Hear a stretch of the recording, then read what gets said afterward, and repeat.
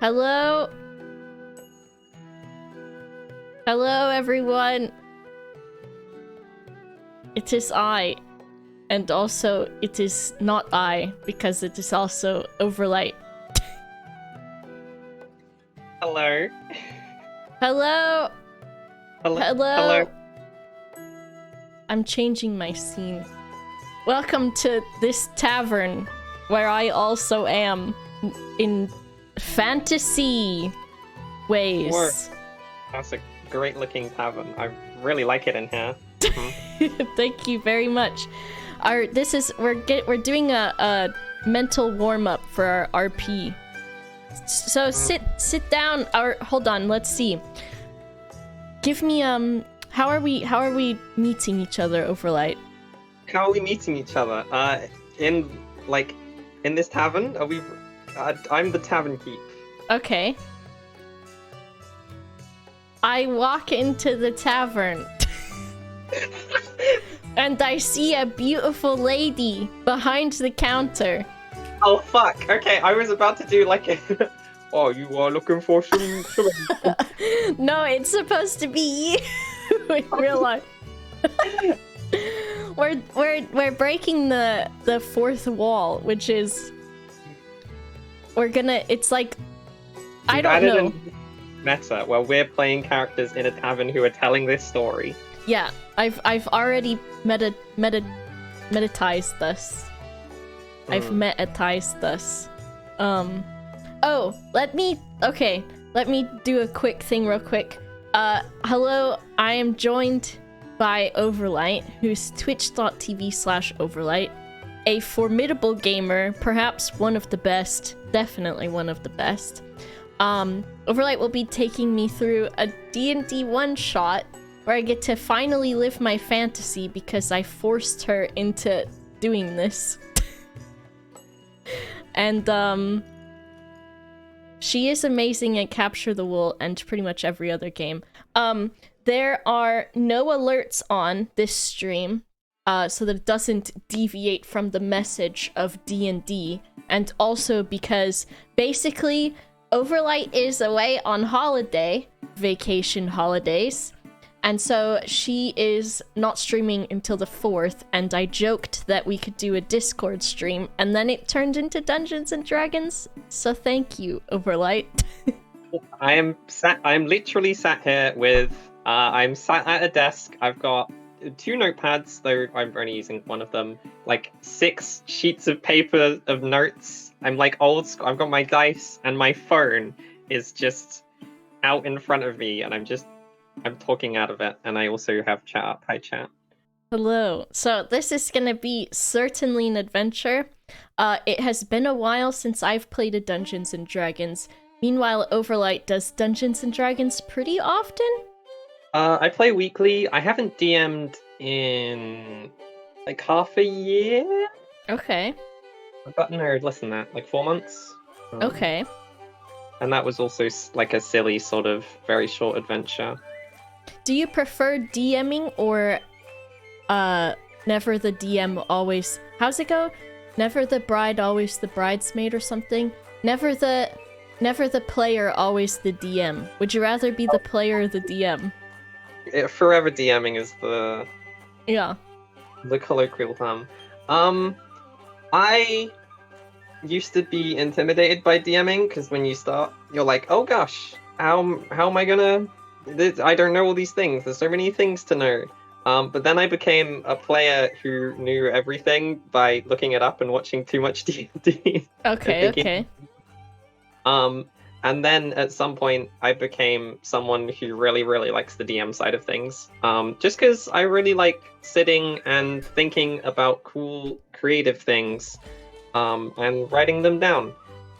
For myself later to maybe tell other people and be like, hey, I made these cool things in the form of a story. Yeah, amazing. I mean, like, I always want to do a campaign, and I've played in a few, as I was telling you before.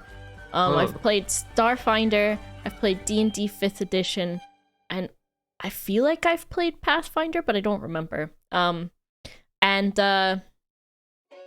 So I'm excited because I mean I've played a couple of times. I've also DM'd a campaign, and that was actually a longer.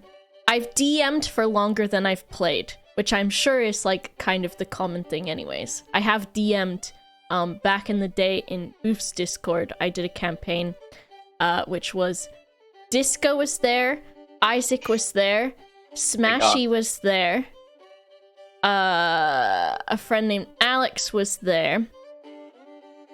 There were more. What did you DM? I DM'd shit, what's it called? It's like it's What do you do? I might know it. It's the what's the campaign that Griffin started out with for Taz? 5th edition Dungeons and Dragons, which is the one we're doing today. No, yeah. It was 5th edition, but I mean particularly I did like a pre-established story. What is that called? Minds of Lost Mines of Fandelver. Yep, that's the one that I did. Lost Mine of Fandelver. Yeah. That's like the super classic starter. There's literally a starter edition where it comes. Yeah. And, like, people have done it. It was nice. I liked it. It was really intimidating going from listening to a bunch of the Adventure Zone. Had you not played? I had played like a little bit. I think I had played some campaigns before. I think I did my campaigns before I DM'd, I want to say. But I was simultaneously playing and listening to the Adventure Zone in like the span of however long. And then I DM'd, but it's totally different because I was like, oh my god, like, how do I get these people to kind of go along with what I'm trying to get them to do? It's really hard. A lot of people have different like styles. Mm-hmm. And a lot of things, like today, I said this to you earlier. Mm-hmm. It's going to be quite railroaded, Mm-hmm. just because it works so much better for like as a one shot. It's a lot easier for me to just be like, okay, so instead of like trying to sort of RP finagle you and like kind of pull you between these places with tons of different things, I'm just gonna be like, hey, this is what you encounter, sort of a deal. I am very much, as a player, there's things. am Chaos Overlite, so I hope you're ready. Okay, I mean, I thought about the possible outcomes. Okay. But I'm still not sure if I'm ready. I'm gonna throw you through some loops. I imagine. I imagine I will do that. Because basically, like, if I'm given a chance to do anything out of left field, all right. Spoilers for Taz. Anyone who's listening who hasn't. I don't know if this is a massive spoiler anyways, but you know how they find that, they find one of the relics, and Travis's immediate reaction is to eat it. That's what you're going to be dealing with, I assume. I can only hope. Which relic was... I forgot that happened, but I don't remember which... Was it the time relic? It might have been. Which 11th Hour is my favorite arc. Well, same, actually. I think that's also my favorite. Really? And Stolen Century is close after that one. I don't actually like Stolen Century that much. I think I like Stolen Century because of the background of it. I think for me, Stolen Century and... Well, Stolen Century and the rest of the ending, and also the first arc, are a lot more... Mm-hmm. Well, they railroaded. The boys are kind of getting just told where to go by Griffin. Yeah. And like, whereas all of the other ones, they are like railroaded, but I think they're just given so much more freedom to deal with the like challenges. That I prefer those. And also, I think because of that, they just make so many more jokes, and I have fond memories of laughing a lot during those sort of middle arcs.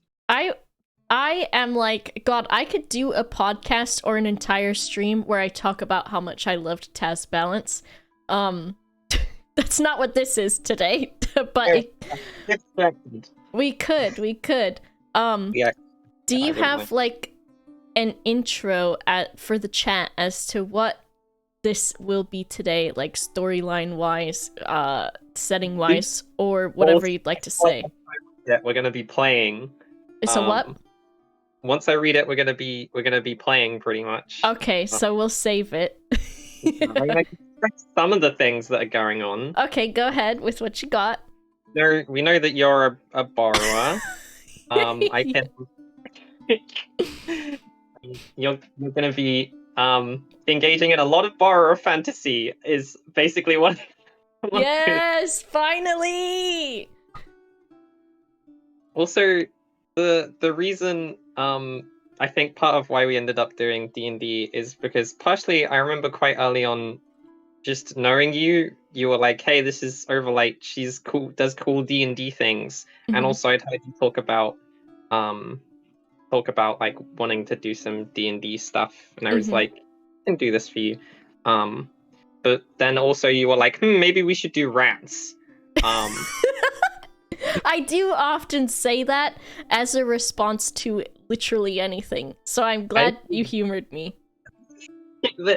You're gonna have to hold out for the rats for a bit, but that's okay. There's rats. How much? Wait, what have I said so far? Fuck. You're a borrower. There are rats. Is that it? Should I add anything else? I think that's probably the gist, right? Well, it's Boba's Epic Rat Adventure. No, I can say that there will be a very strong feature in today's session. As in the whole setting. You're going to be in the Dark Lord's castle. Yeah. Attempting to navigate it through many perilous trials. Oh my gosh, are there going to be puzzles? I'll have to. Ooh, I don't know. No. I don't think I put puzzles in. Okay, because it would take a long time to solve. There's very simple challenges. Hopefully. Oh my god, I know what Overlite's done. Her current obsession is Pictoquest.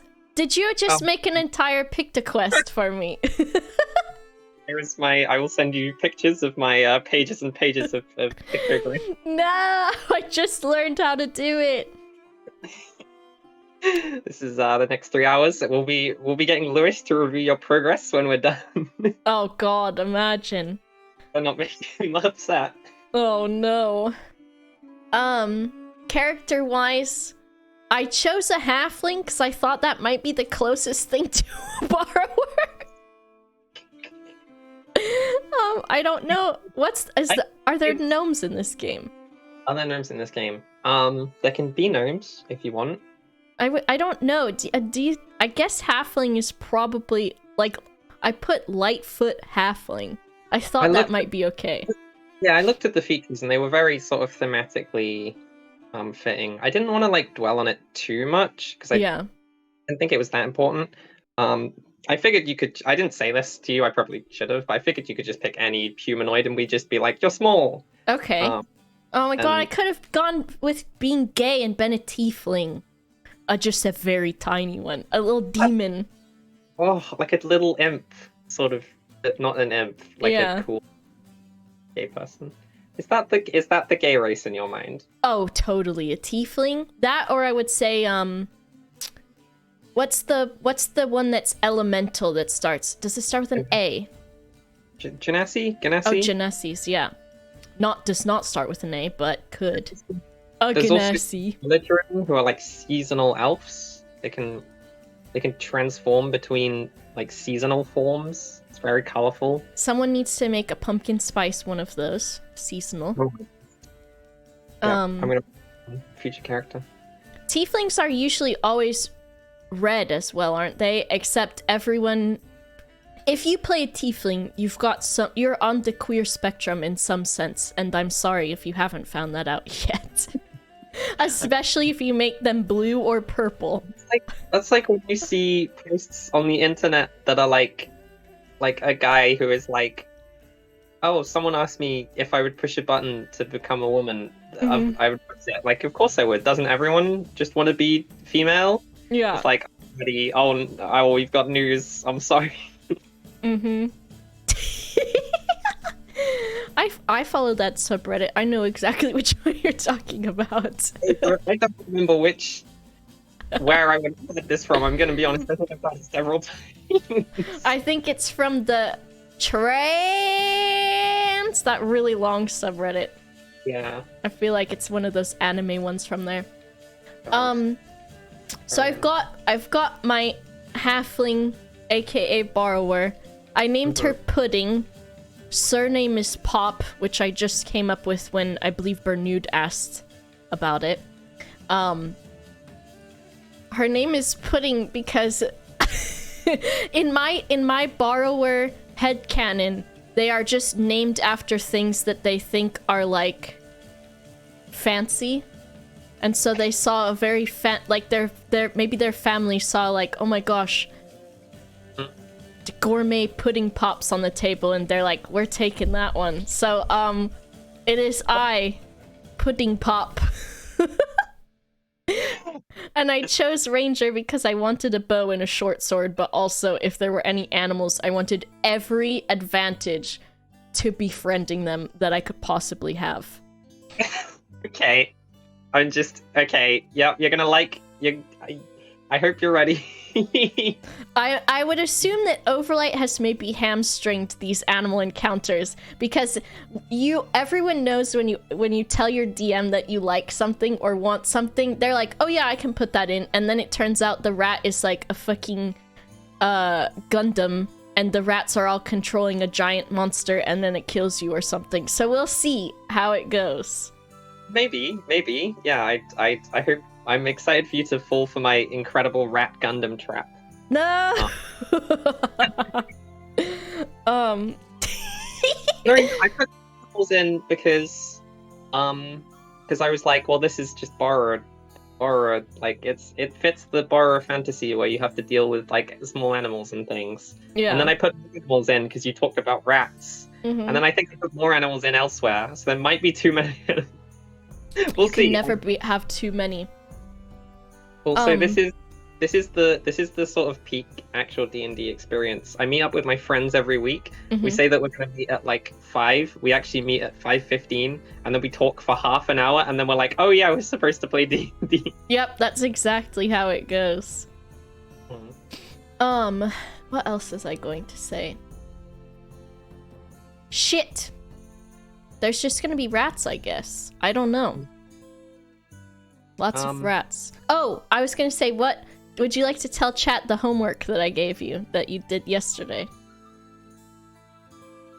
Yesterday? You mean 2 days ago? 2 days ago, because time is not real, and I don't know what's going on ever. I got so scared that I was like, homework? What? Did you say? Oh no. The homework? No. You were like borrowers, and I was like, I don't know anything about borrowers. And then I believe in all caps you said the words Arietti. Yep. And then I went and watched it. And I made mental notes while watching it, and also really enjoyed the movie because it's a lovely movie. Isn't it cute? It's so cute. It's actually so cute and lovely, and I was mildly concerned they were gonna like kiss. Yeah. Oh, I don't know how I feel about the large child in the borrower. Yeah. Yeah. Because I don't know how I feel about big person, small person. That is definitely a fetish. Yes. Definitely size difference, but usually it means like a tall woman and a small woman, and not actual giant. Yeah. But it was nice and lovely, and I made lots of notes, and I thought about maybe just writing that as the story. We would just do the plot of Arietti. And then I decided against it because I wanted to do something different and a bit more fantasy adventure sort of thing, because that's what I know. Isn't The Borrowers, the film, a British thing? Yeah. I haven't seen it. I have no idea what it's about. Not even British! I think you're more British than me at this point. I might be. Have you seen Thumbelina? Nope. Thumbelina is an animated film by, I think, is it Don Bluth? It must be. I haven't seen it. I couldn't tell you. I think it's by Don Bluth, who is was an amazing animator. But Thumbelina is which I was like, should I name my character Thumbelina? But then I decided not to. Thumbelina is my, like, probably very formative in how I was as a child, because Thumbelina is an old woman wishes for a child, and she, like, I think she picks a flower or something, and then when the flower blooms, there's a very, very, very tiny person in it, basically a borrower, and it's Thumbelina. And then Thumbelina also meets the Prince of the Fairies and goes on an adventure, and there's like rats and possums and moles and stuff that she becomes friends with, and it's very cute. There's another one for you. Okay, I'll be back in 2 hours. Let me just boot it up on the internet. Yep. Shall we get stuck in? Do you need a water break? Anything else that we should talk about? I've been sipping. Okay. I've been sipping tea, and I'm worried that I'm gonna have a wee-wee. tea caffeine crash. Uh-oh. But I don't think that's real. So just keep drinking it. Mm-hmm. Would you like to know what I titled this? The first thing I wrote, I titled this. Actually, wait, no, that's the spoiler. Okay, I'll tell you the title after I read it. Here Okay. Listen comfortably. I'm ready. Everyone tells the tales of the Dark Lord's castle. From deep within, he schemes and plots to take over the land and commands his forces of darkness. All know of his plans to conquer the world, but only some know the tales of a secret treasure hidden away, a relic of great power that could grant the wishes of those who unlocked its secrets. No surprise, then, that you have made it to the most dangerous edge of the castle, a tower that stands on a rocky island that juts out from a lava-filled chasm below. The tower is connected to the rest of the castle by a single stone-roofed bridge. Your view of the desolate, barren landscape that surrounds the castle is impeccable, as your tiny body crests the lower lip of a window on the tower, and your eyes fill with a sight none could have imagined. A woman, fair, lounging in her bedchambers. Overlite, why did you immediately have to give me a fucking peeping opportunity? Oh my god. This was not my intention. How do you think I would interpret that? I don't know, I just thought you'd be like, oh geez. And then I was gonna ask you what would you like to do? Okay, I've got to think, because I've got to do a character voice so that we know when I'm saying something in character and out of character. I just you were gonna do. I'm not gonna do the anime voice. Oh god. Even though Pudding is an anime character in the fucking doll maker that I made. Let me test and see. I was thinking a bit lower and kind of anime, but not really. Do I sound like... That's like a gnome, kind of, actually. Yeah, it's a voice. You can use it if you want to. It's a good... I think maybe because she's a ranger or something. I don't know. What was the other one? Oh, if I just talk a little bit lighter than I normally do. I think that's a good one. Okay, we'll go with that. Because normally I'm just harsh on the ears. And this time I'll be just a bit softer and speak from a different part. Okay, so I'm on a lip of a window on this fucking horrible magma lava wizard's tower. And I'm also a tiny person. And this tower is normal people sized, right? Not... Yeah. This tower is normal size. Okay. You've done a grand job climbing all the way here. Don't ask me the specifics of how you got here. The adventure would take if we did this. Yeah, I feel like I must have like a grappling hook or something just as a borrower, or I'm just good at climbing because I have to do it. I guess I will peek around the curtain to kind of get a lay of the room and see what the woman is doing. Well, she's kind of just chilling, laying down on her bed. She's not looking your way. There's a very nice looking bed, a desk with a window and a chair. It's quite plain in here. Okay. There's probably like a a teacup chilling on the desk. Lots of like various bits and bobs, like scrunchies. Hair All scrunchies? Okay. yeah, lots and lots of hair scrunchies. Okay. The wardrobe, it's pretty plain in here. Okay. And of course, a door. I would like to... Oh, there's a door. Oh. Can I do... I want to do a perception check, and I want to look at her and see if I think she's evil or not. I want to perceive, maybe, if I can tell if she's evil. That would be more of an insight check. Shall I do a... Is that a passive wisdom than an insight check? No, you should have insight on your list of skills. Is it right here? Senses, insight. I don't, hang on, let me have a look. Let me get the D&D, because I know there's like a passive skills. Oh, I got one right here. I see it. Yeah, it's on, right. You have a skills page. I've got a +2 to that, I think, because I'm a little one. Yeah. Alright, I'm gonna insight this. Alright. I got a 5.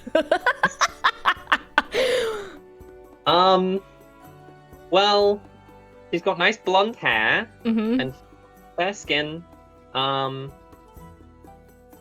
She doesn't look to be hurting anyone. Okay. That's good enough for me. Okay, so there's a... What'd you say? She looks very friendly. Okay, she looks friendly. I don't trust big people in real life or in a video game or D&D. Okay.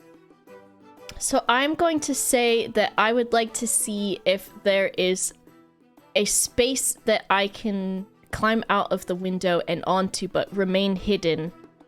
Because I'm assuming this is probably going to be the easiest way for me to get in. So I'm going to get onto the desk, maybe, if that's what's right by the window. Yeah, there's probably like a chair and a desk by the window to sit and view and sulk. Okay. I am going to maybe hide on the desk and watch her for a few minutes to see if there's anything she's doing. Okay. She sighs a lot. As if from boredom. Okay. Oof. Alright, so isn't particularly active. Kind of just appears to be lounging the day away. Okay. My borrower sense tells me, trust no bitch. So I do not trust speaking to a large person, because usually what happens is us borrowers end up in jars, if I know anything. So, I want to head towards the door, and I'm gonna ignore this woman because I am not going to be put in a jar. Right. So I want to kind of do whatever I can, and I'm gonna get down from the table, keeping hidden, and head towards the door. Okay, make a stealth check for me. A stealth check. Ooh, I got a +5 for that because I'm small. Oh my god, I don't think you're ever... I forgot to explain about I wrote some rules for borrowers. Okay. How the movie Arrietty went and how it seems borrowers are. So in general, stealth checks have reduced difficulty. That's just on a my side thing. I'm gonna make the number you have to get just lower in general. Okay. You have advantage on dex checks because you're small and quick. And falling is... This is a physics thing. Falling is less bad when you're tiny. Yeah. And you also have advantage on perception checks where you use your hearing, because apparently borrowers just have that. They had it in Arrietty. They just have really good... Arrietty has very good hearing. Okay.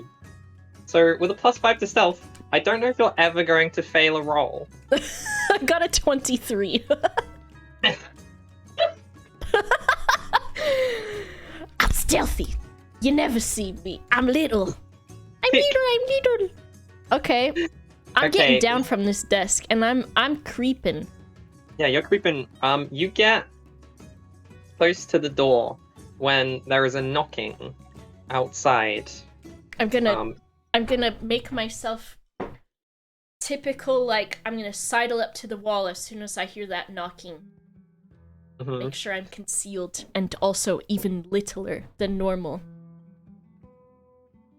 Okay. Okay. You hunch down by the door. The door. You hear a voice beyond it. They Princess, may I come in? And the woman on the Princess. on the bed, just sort of goes, if you must. And you watch as the door swings open. A man armored in leather steps through, holding a tray of some kind. And then he proceeds to close the door behind him. He goes over to the desk, puts down some more, like, hair scrunchies. It's a tray just full of hair scrunchies. More like china, a teapot.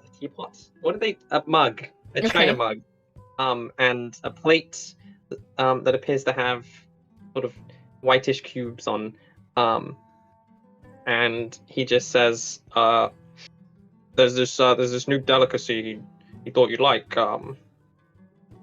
You don't have to lounge about all day. You can go out and see the world if you like. And she just like exasperatedly sighs.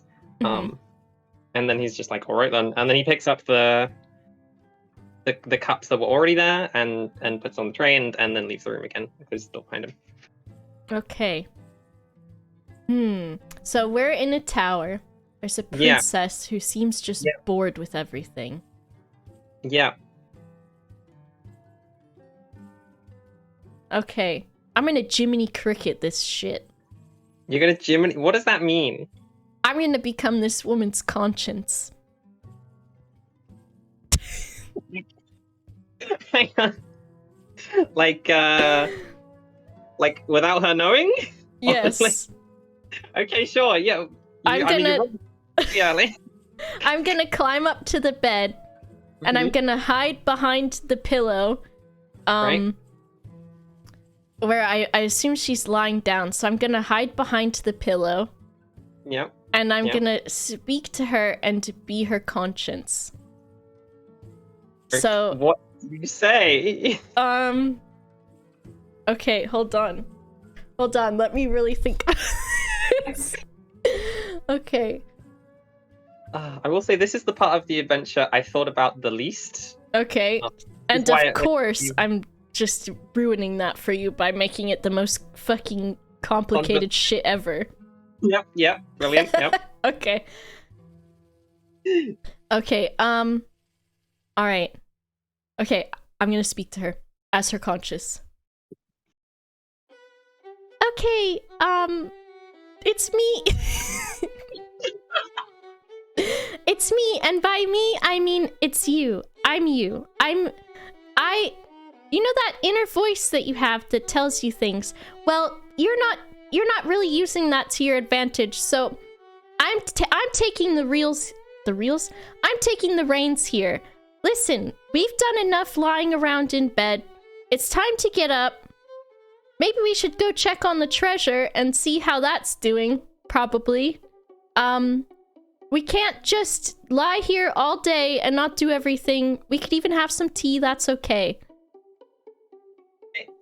Make me please. Persuasion or deception check. Okay. Oh fuck. I'm not very charismatic, which usually I fucking pump that shit up. Okay, I'm gonna try to persuade. Okay. I got a 15.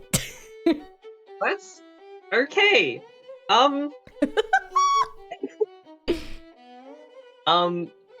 She says, oh my god, I've finally gone mad. I'm hearing voices. I mean, it's not such a bad idea, though.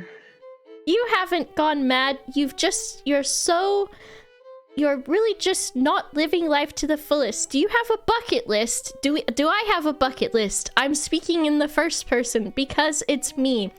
What's on my bucket list? Also, remind myself out loud what it was about the treasure that's here in this tower that's surrounded by lava.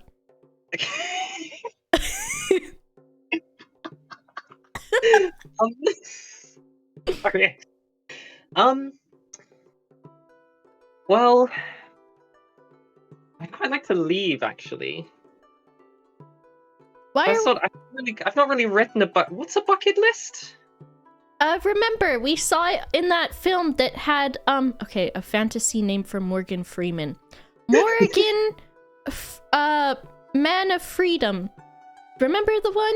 Anyways, it's just things that you want to do before you die, but if you're lying around all day, that's not going to help very much. Also, I should really say out loud right now what my name is, for posterity's sake, I need to say to myself, I am, and then insert my name here, and I am going to seize the day, and I'm going to really seize it, the day. Do you want to make me another persuasion check? Because I feel like you have to earn the name. I got a 14. She thinks for a moment, and then she stands up. She gets off the bed. She puffs herself up, and she says, "You know what? You're right. I'm Princess Skyblade, singer of the Scourge, and I'm gonna get the fuck out of here." Hell yeah! Right. You mentioned earlier. What did you say, Overlite? Sorry. And also about that treasure you mentioned earlier. I mean, there's lots of good things here. I don't recall like a particular thing. I remember this one time I heard the guards being like, "Oh hey, we got another. Oh hey, we got another adventurer coming in. We beat him up real good. They thought there was treasure here. Ho ho." So maybe it doesn't exist. Who knows? You know what I really should do if I'm gonna go seize the day and look for treasure? I need to be well prepared. And I should put on my good boots and my adventure clothes, which includes a very cool hat with a sash around it. Of course. Let me just open my wardrobe. I quickly run to the wardrobe, which is hopefully next to the bed. I have a dressing curtain to pull out of my wardrobe. And I mean, if you were looking, you would see she pulls out one of those like curtains that they have from the movies and also the past and also posh people's houses, where you go behind it and you change. Oh yes, of course. And she goes and changes, and then well, I mean, after changing, I guess you wouldn't see, but she's like, all right, I'm ready to face the days, the challenges of the castle ahead, in my cool boots and my really awesome hat and all those other things that you listed that I had in my wardrobe. Now, do I see her hat somewhere? Or she put it on? Is it still somewhere? Has she put it on? I'm worried this is gonna happen. I was like, maybe this will happen later. No, it's already. Yes, she's wearing a cool. What kind of hat is she wearing? She's wearing a cowboy hat, but fantasy. A cowboy fantasy hat. It's made of mysterious, magical, elven materials. Okay. Fine elven leather. Now, Miss DM. Is there a way for me to get inside that hat? There's gotta be. I've gotta decide that, right? Actually, I'm the player. You try. Okay. Before I leave, I should really just quickly just to really make sure I'm ready, I should just lie down on the floor again. I mean, not on the floor, on the bed. Just quickly. And do a little bit of a breathing exercise. Just quickly is what I should do. Make me another persuasion check. You know, when I came up with this, I was like, okay, they're gonna meet. They're gonna like 10. figure what's going on. They're gonna work together. It's gonna be amazing. I don't trust big people. You don't. I got a 10 Overlite. That's not a very good one. No. She goes, I could lie down, but I feel like I've gotten this far. I've never been this dressed up and motivated to get out. I think I'm gonna go. Huzzah! Right. I say. Huzzah! Huzzah! It is Okay. I am not your conscience, but in fact, I am your very tiny life coach. Look how much I have already changed your life. She turns and sees you, and is like, I've got my chest puffed out, so I'm like a little bit more intimidating, like a bird or something. Oh my god! You're my conscience? It's me, your conscience. Hold on, my lord. It's me, your conscience. Yes. Basically, any good thing that you've ever done in your life and been proud of is all according to me. I'm just kidding. I'm just a tiny person. And listen, I'm using my regular voice now. I gave up. Listen, I crawled in here. I'm very small. It's not easy at all. I was gonna ratatouille your ass, but obviously I've got a very small window of opportunity. Also I came in through the window. So listen, there's probably a treasure here. Why don't we join forces? Me with my excellent skills of persuasion and also deception, and you are large and can open doors. What do you say? You know what? That sounds like a great idea. Can I still have a little bit of the ratatouille? Just because. Oh, you mean like that one movie I saw one time that had It's from It's in Ratatouille. It's from Brisney, and it's got Yes. what's a fantasy style of linguine? Weenie Thing. Giorgio Piccini, you know him. Anyways, I do know the one. So Also, oh my god. have you ever seen a tiny person before? I changed just now. Jesus Christ, that's kind of creepy, actually. I couldn't see anything. I've been outside the window and I didn't even do anything weird about it. I considered it, but I didn't. I see naked people all the time. I'm small. I can go where I want. It's like being invisible. And don't tell me if you were invisible, you wouldn't look for penises and vaginas. Also, this is a lot to process right now. Do you want to like get in my pocket or something? Let's see. What's the safest place where I can go on your person? You know what? I've got this hat right here. Would you like to perhaps hide inside?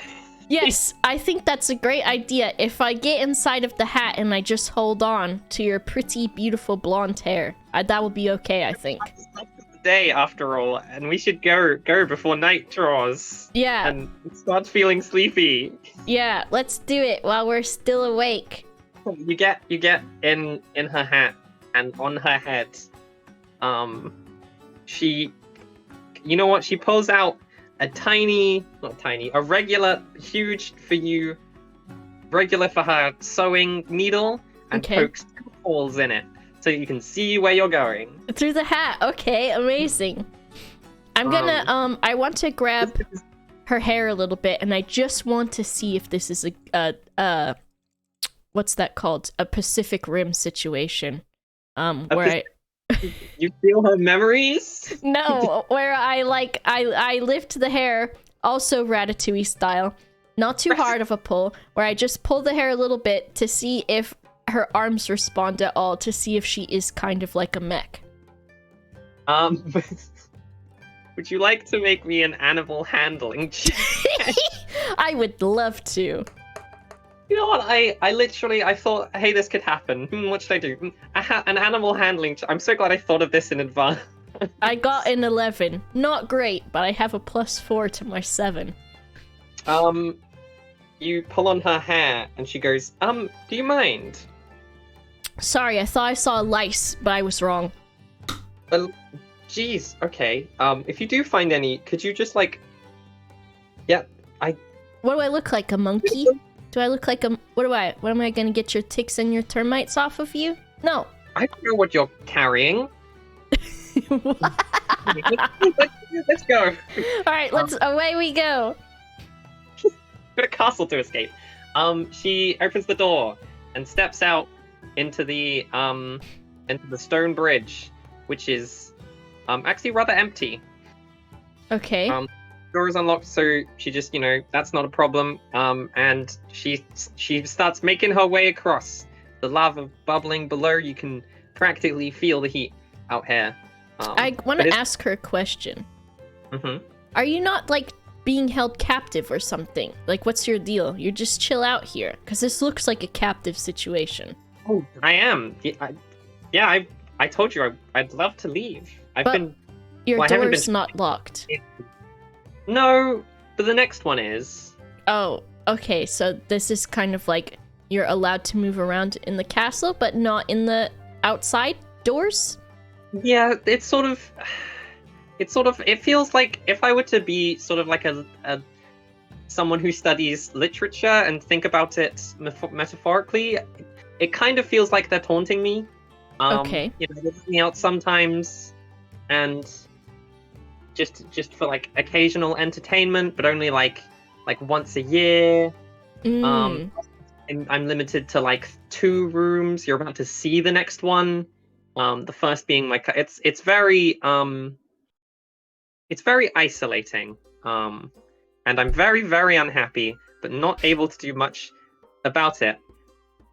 But now that you're here, I think I'm ready and motivated, life coach. Excellent. Let's get this shit done. Open this next door. What's up?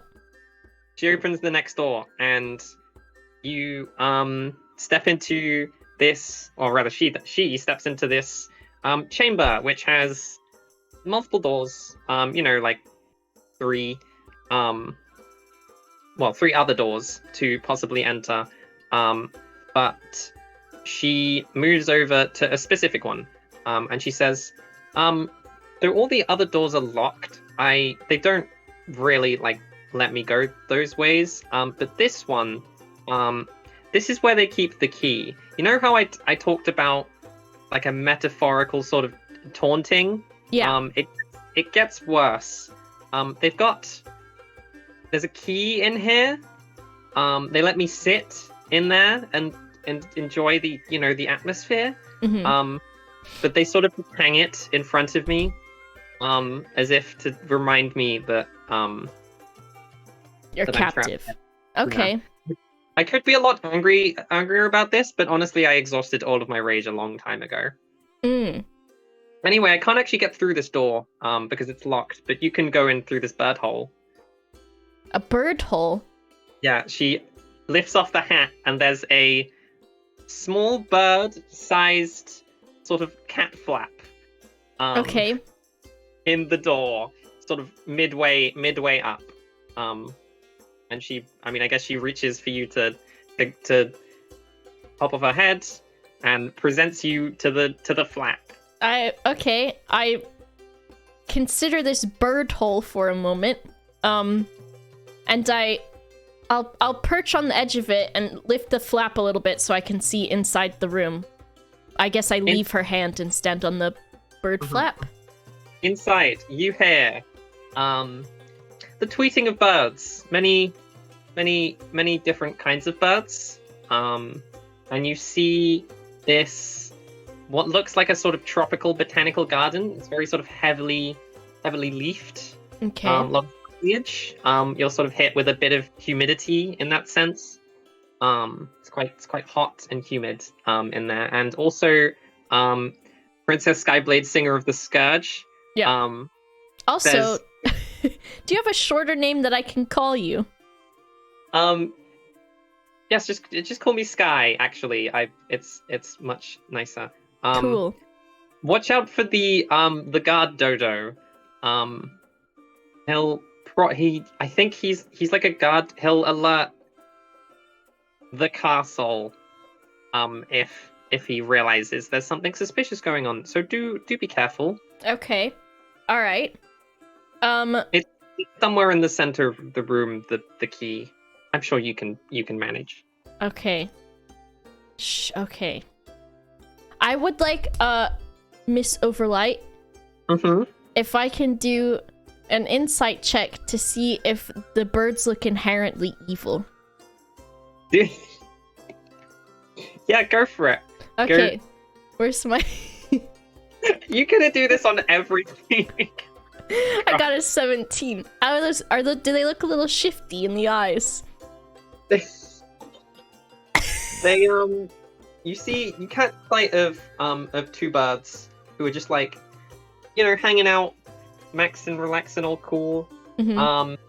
They're sort of you notice you recognize the sort of type of bird that they are, but they look like darker, as if colored by the evilness in the area. But they kind of look maybe a kind of chill, actually. Tainted birds.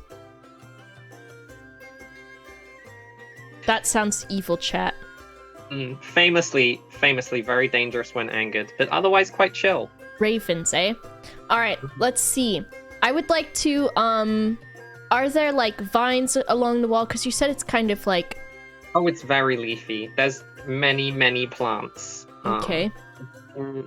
Filling sort of the center of the room. There's a bit of a sort of thoroughfare around the outside with, like, a bench or two. Okay. You were to run all the way up to one. But I imagine it's also quite sort of leafy along the edges anyway. How many birds are in this room? Are there like a fuck ton? A difficult to decipher amount. Okay. It's full of leaves, and they're all kind of tweeting along, having a good time. And there's a guard dodo. Can I see him from my position? Not yet. Okay. You're on the outside edge, though. And where is the key in relation to all of this? Because the key is in this room? Center of the room is what Sky told you. Okay. I would like to look from my position to see if I can see the key. Sure, make a perception check. Perception. I got 10.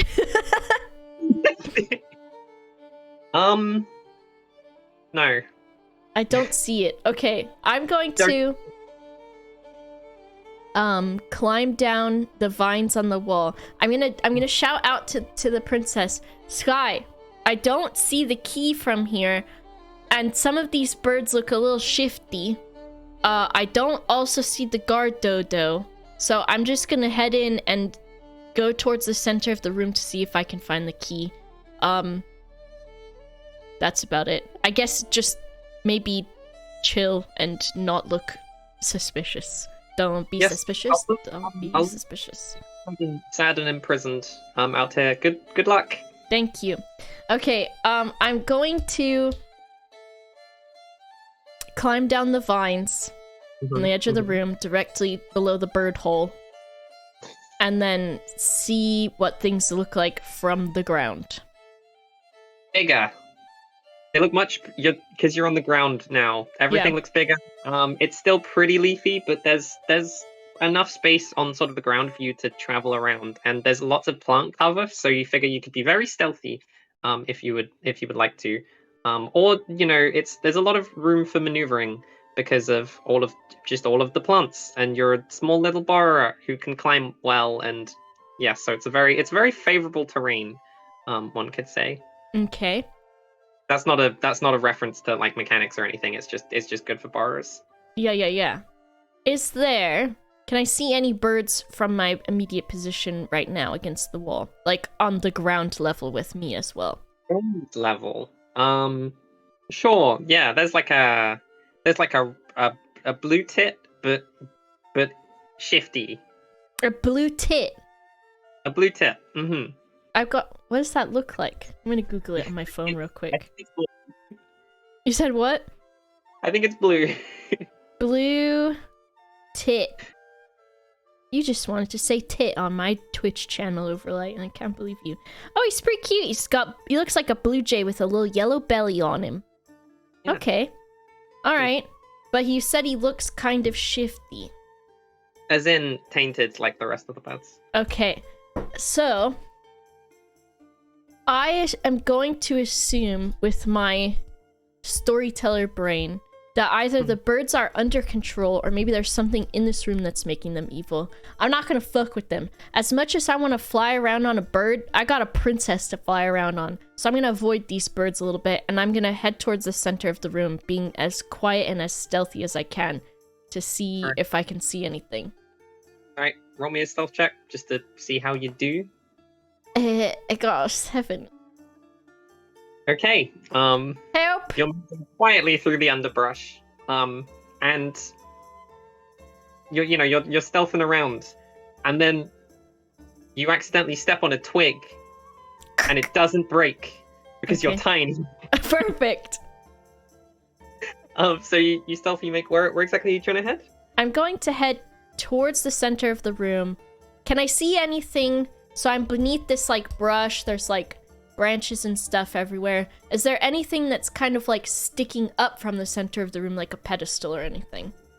You do get to, as you get towards the center, you spot a fat black bird just sort of chilling, snoozing, like something Ice Age, if you've seen that movie. A dodo.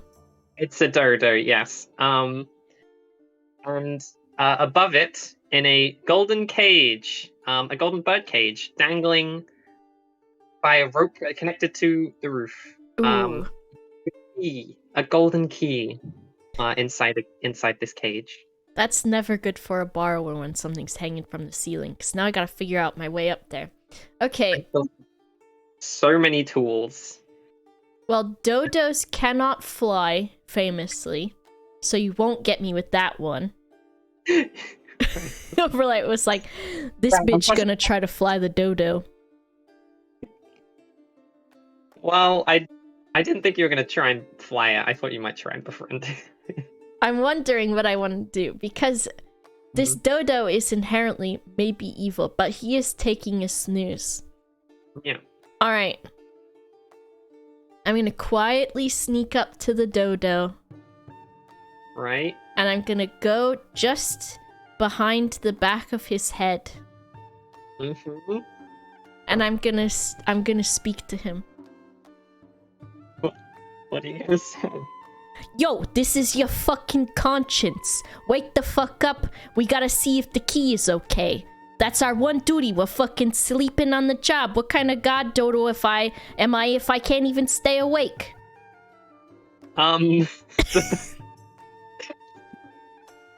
The dodo goes and just like jerks awake, and looks around. Make me an animal handling check. Crossing my... I got a 22. The dodo looks at... Well, does it look at you, or are you hiding from it? I'm hiding a little bit, but I peek just to see how he feels about it. The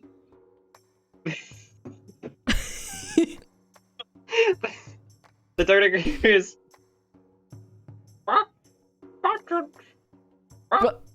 What is he saying? It's talking like a dodo would, of course. Incoherently. Okay. But also, it's such an unnaturally high roll, I can't not give it to you. What did you do? You need to check on the key? Yeah. Wait, I also thought maybe for a second if I saw like a little fucking person or something. I don't think that would be very suspicious. What are they gonna do? A tiny person? They're not gonna want this key. The dodo nods in agreement. So, if I see one of them tiny little people, you know, I'm just not gonna really pay much, I'm not gonna get too mad about it. And I walk out from behind the leaf, and I go, wow, what a coincidence. And I bow. I curtsy, actually. The dodo curtsies back. Beautiful. It gives you a sort of like a you good look. Mm-hmm. Okay. I hold my hand out like you would do for a dog to for it to sniff it.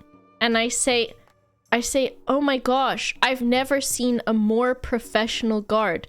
I know you were faking being asleep. And I think you're doing a great job. Also, I fell down here. And I give him a little pat on his little wing. Hold on, the tavern has got a man in it now, and I don't like it. Okay. And then I give him a little pat on his wing, and I say, "Do you mind if I hitch a ride?" So, just as an aside, I do want to remind you that you A, have spells, and B, have the spell Speak with Animals. I'm gonna do that one then. You don't. This is just me reminding you, and also telling chat that you literally, you don't have to. It's just if you did, it would be persuasion instead of animal handling. Oh dang, my persuasion is not that great. Mm-hmm. So roll me in. I guess if you don't want to use it, animal handling, or if you do, then we can have a full-on conversation in upbeat and a persuasion check. Okay, I'll try talking to him. This might go south. But that's alright. I'm gonna cast Speak with Animals. Alright, I'm casting it. What is this? Does this have a look? Time... Is it regular magic? Do you have like borrower vibes? Oh, it doesn't have a hit or a DC, so what do I do? It's automatic. What? I just speak to him. I think it's for an hour. Okay. Chat might. I clear my throat. Sorry, hold on first. I just remembered something. Anyways, so yeah, what I was saying is, listen, you're doing a great job here. You're guarding the key. I'm pretty sure you know that's what your job is. Nice to meet you. My name is Pudding. I fell down here. What's your deal? Wow, it's a pleasure to meet you. I was already feeling rather charmed by your unsuspicious looks. All people around here, they're, as we all know, they're very common, and regular. You might be the first one I've seen, but yes, it's a classic old saying here in the castle. Yes, that's right. I say to him, I really like the cut of your jib. Thank you. Also, what happened to your New York accent? Speaking of the rats, actually, I speak like this. Okay, perfect. You might need them later. Dastardly pests. What was it you were saying earlier? I got so caught up in myself that I forgot what you were saying and was just getting in character, you know. Basically, I would like to know, how do you feel about this key? This is your job to guard it, right? Do you feel one way or the other about it? They give me food, as long as the key stays there. But if it moves, I squawk and they give me food. Hold on, I drank water the wrong way. That's okay. I might need to for a second. Alright, water break. Well, I also choke on water. Okay. We got a dodo now. I'm dying.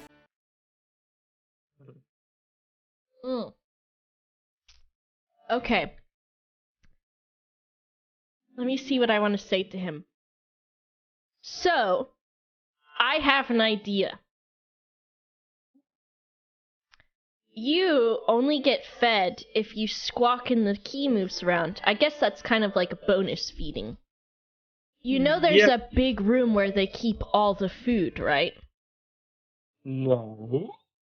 There's a big room where they keep all the food. It's called the kitchen. And basically, every food that they've ever given you here. Look, hold on. I've got a sudden encounter with a oh, is that my mother over there? Oh, 1 minute. Apologies. The Dodo's leaving. What? What? My mum just walked in. As you know, I'm literally. Oh. Hello, Overlite's mom. She's deaf. I told her to shush. Hold on. I need to go chat to her. I thought it was the Dodo's mom, and I was like, what the heck?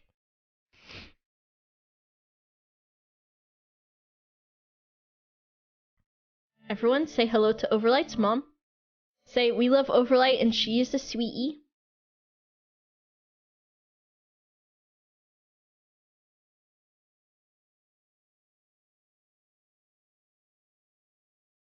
I'm back. Sorry about that. She wanted to know. I'm hanging out with my grandmother tomorrow. She wanted to know what time I was doing that. Anyways, say competitions. Okay. Yeah, so we've got, I'm sure around here, there's a room that's full of every food you could imagine. I assume they just feed you scraps. Have you ever had a cupcake before? What's a cupcake? A cupcake is bread, but it's like sweet, and then it also has more sweet on top of it. What's sweet? Listen, you'll love it. So here's what I think should happen between you and I, Mr. What can I call you? What is your Christian name? My Christian name? It's Gregory. Gregory, perfect. Gregory Dodo. Named after my father, Dodo. Okay, Gregory. I'm Pudding. I'm a small person, and I think that I would like to help you get all of this food. And if there's any tits in here that you're sweet on, which, let's face it, who's not sweet on tits? You can bring that food back to them, and they'll love you even more. That sounds like a great... You know, no one's ever spoken to me before, and I feel rather loved at the moment. I do love you, and I just met you. You're very lovable. I think that you're very sweet, Pudding. Thank you. So should we go to kitchens then?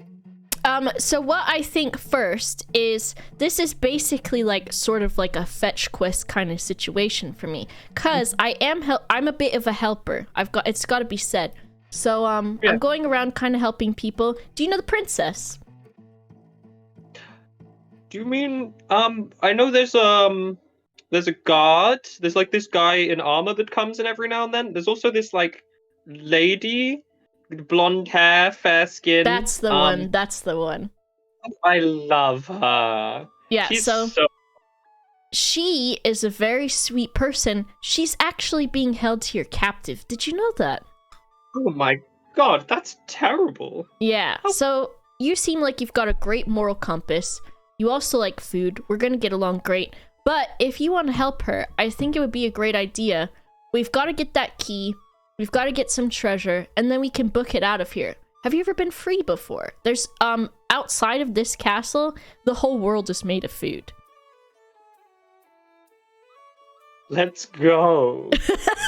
Okay, so how are we gonna get up to this key, Mr. Dodo? Because, I mean, pardon my, intrusions with, and my bluntness, but I don't think that there's a very easy way for you to get up there, as you are, inherently a flightless bird. I'm sorry if that's very, touchy subject or not. I'm not sure. No, it's a party trick. Don't worry about it. What about a sweet backflip? I could launch you, and you could do a sweet backflip through the air up to the key. You know what? I'm always down for an acrobatic stunt, I think. Let's do it. Alright, and Gregory Dodo, stands and lowers his, like, beak to the ground, and indicates, like, for you to run at him. Okay, I fucking book it. I've got my arms going up high while I'm running. I've got the biggest grin on my face, and I run at his beak. I run up it, and I whatever is happening. Is he gonna launch me at the same time I'm doing that? As you step onto the beak, he like launches his head back and catapults you through the air. Roll me an acrobatics check. Okay. I'm gonna attempt to do a sweet backflip. I got a 13. Maybe no backflip. A 13. You attempt to do a sweet backflip and are halfway through when you hit one of the bars on the cage. I hold on and I say, who put this here? And I just get inside the cage. Some bludgeoning. 1 point, yep. 1 damage.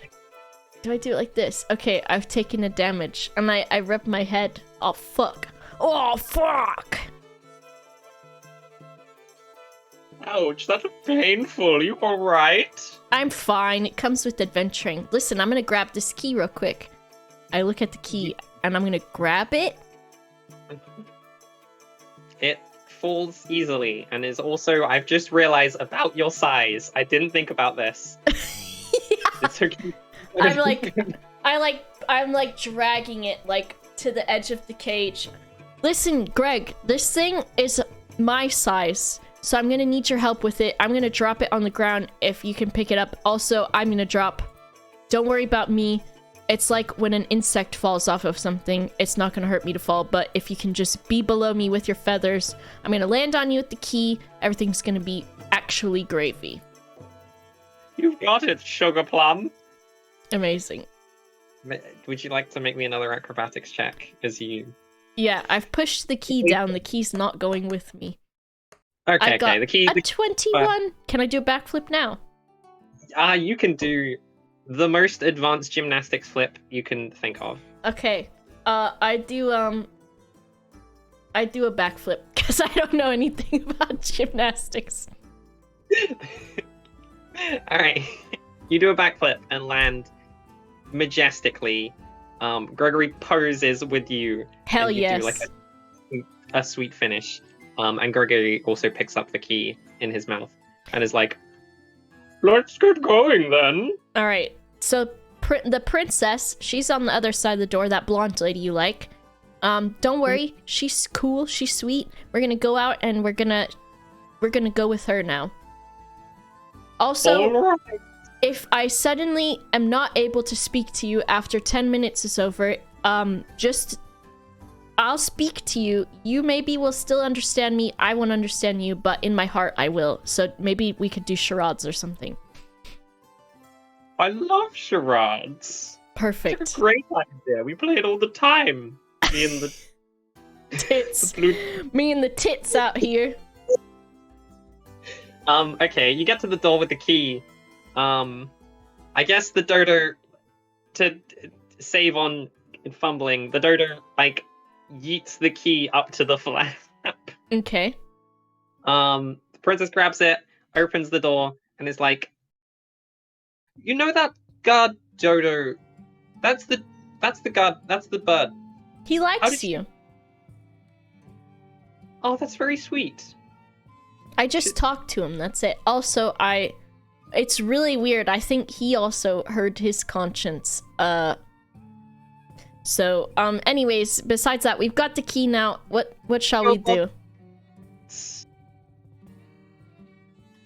Well, Do you know about the conscience? Spoke to it. I think you could hear it too. I knew that we were gonna be buds from the beginning, and we were on the same wavelength. It's probably a situation like that. Also, I'm really tiny and I have great hearing, so I can hear things. It's kind of like how dog whistles work with dogs, except I can hear like a lot more than that. But well, shit. Can you hear my thoughts? Yeah, stop thinking about tits. Those are birds. They're in the other room. Let's go. Sorry, it's very impulsive. Okay, let's go. Cool. You head through the door on the other side of the room, and you are presented with stairs. I don't like those. Just a long. It's a long staircase. Okay. Princess. Yes. Can you pick up me and Greg and carry us up the stairs? Oh, I can walk. Don't worry about me, dear. Okay, Greg's good then. Alright, give me... Alright. And it's like, okay, let's go, life coach. Alright, let's go. I am back in Ratatouille position. Okay, at least 10 minutes later, you make it to the bottom of this long flight of stairs. And as you approach the bottom, you see a bunch of crates sort of nestled under the end of the staircase. Okay. And as you're sort of coming down, you hear this you hear this psst. Hey, you there. Wait buddy. a second. You sound like a rat. No, I don't. Let me get into my New York. Hey, buddy. Hey, buddy. Hey, are you a rat over there? Oh shit! You familiar with the dialect? I'm basically a rat. Well, hell, it seems like a friend to me. Listen, what are you doing over there? I'm stuck, buddy. I need help. And well, he's not actually stuck. Out of the crates walks a rat in a trench coat and fedora. I check for a samurai sword. Roll in the crates or on the rat? Hold on, I gotta look at this rat and I gotta tell if he looks evil. Okay, you're me an insight check. It's at 11. That's a rat. It's a rat. Alright. Yeah. Listen, what's wrong with you? What are you saying you stuck for? Also, how's the princess feel about this rat? I got this problem, buddy. And she... Oh my goodness, that rat is talking. This is wild. Oh, true. What's up, rat boy? Hey, listen. The name's Rodney, all right? I got a problem. I can't get back to Rat Town. There's if you take a look through this conveniently placed keyhole in the door, there's a guard there. But that's not the real problem. The real problem is his little friend, little ginger monster. I ain't taking the risk going in there. That guy'd be on me in no time. I'd be mincemeat. Oh, is it like a cat or something? Yeah, cat. That's what they call it. I forgot about that. You know the ginger cats. They're the ones that are they're the crazy ones. They're crazy. You're walking down one day, you're eating a burger, just chilling, having a nice day, and suddenly out of nowhere, this cat walks up to you, spills your milkshake. And you're like, "What the hell, buddy? I'm walking here." That's the worst shit. I know. It's just crazy fuckers. Anyway, what the hell are you doing here? Listen, we're on an adventure. So wait, what do you need out of this room then? What? No, I'm just stuck here. I'm trying to get back to Rat Town. To Rat Town, okay, and it's through that door where the cat is. Yeah. And the guard. Listen, what's in it for me then if I help you out here, Rodney? Well, I mean, what are you looking for? We got loads of things. I know the castle. I can help you get to Rat Town. There's lots of good things in Rat Town. I'm a good talker. I'm great at talking. Listen to me. Speaking incredible common. All right, princess. What's up? Do you know what this room is here with the cat and the dude in it? I've never been down here. But couldn't we just beat them up? You know what? That's not a bad idea. Do you got a sword or something? No, and she reaches over to the crate and shifts open the lid to take a look in, and watch as she pulls out a sledgehammer. Oh, and hell yeah. She's like, I think this will do, actually. Okay. Alright. Here's the deal. I'm gonna see if I can do this in a little bit of a bust the door down kind of way, princess. So Rodney, That's fine. Yeah? What's going on? can you get me to the other side of that door quietly? I mean, I can. I'd rather not. There's a cat over there, but I mean, I can do it if All you'll right. help me get back to Rat Town. I'm gonna help you get to Rat Town, also because this just seems like fun. So we need to get on the other side of that door, and you gotta get me close to that guard without being seen. But we can work together. Oh, all right. And Princess, if this goes south, I'm gonna need you to bust in here and put some work in. And same Gregory. Gregory, I don't know what you're gonna do. Maybe you can just yell, and it will be a distraction. The princess is like, God, you have no idea how much I would love to. And Gregory looks at you and in as quietly as possible goes, "Macaw," Okay, alright. as if ready to go. Alright, let's go, Mr. Rat. Let's get on the other side of that door. Rodney, there's a gap in the bottom of the door.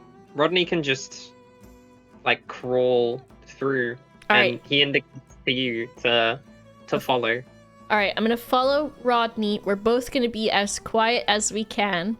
And we're gonna see... Where's the guard at in this room? Is he, like, sat down or what?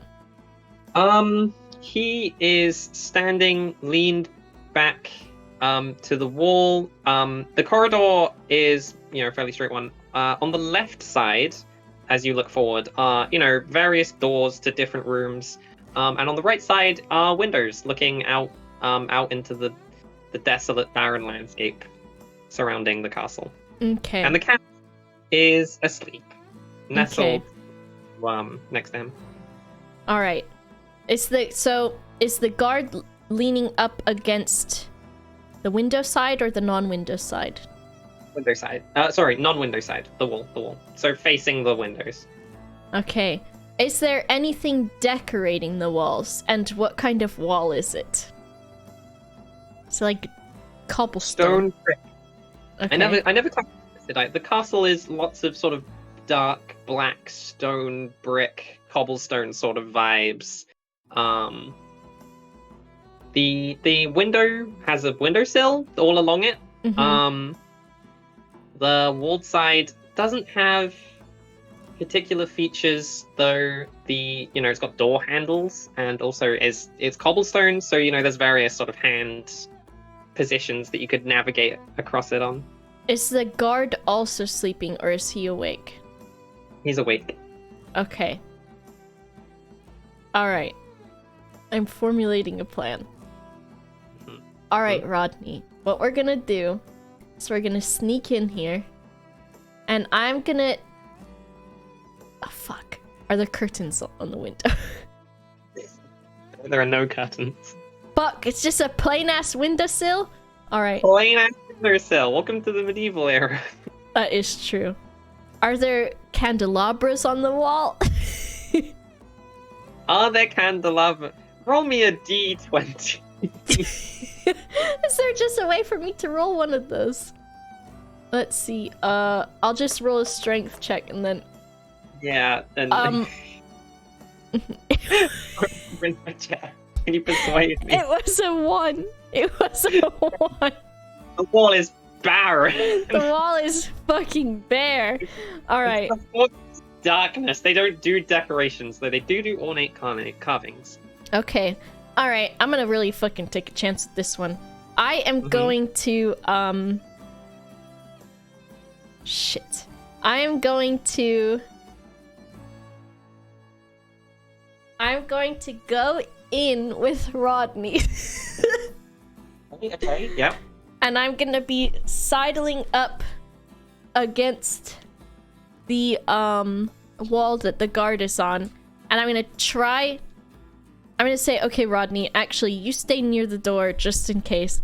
I'm gonna sidle along this wall, and I am going to try to get close to the guard without waking the cat and without drawing attention of the guard.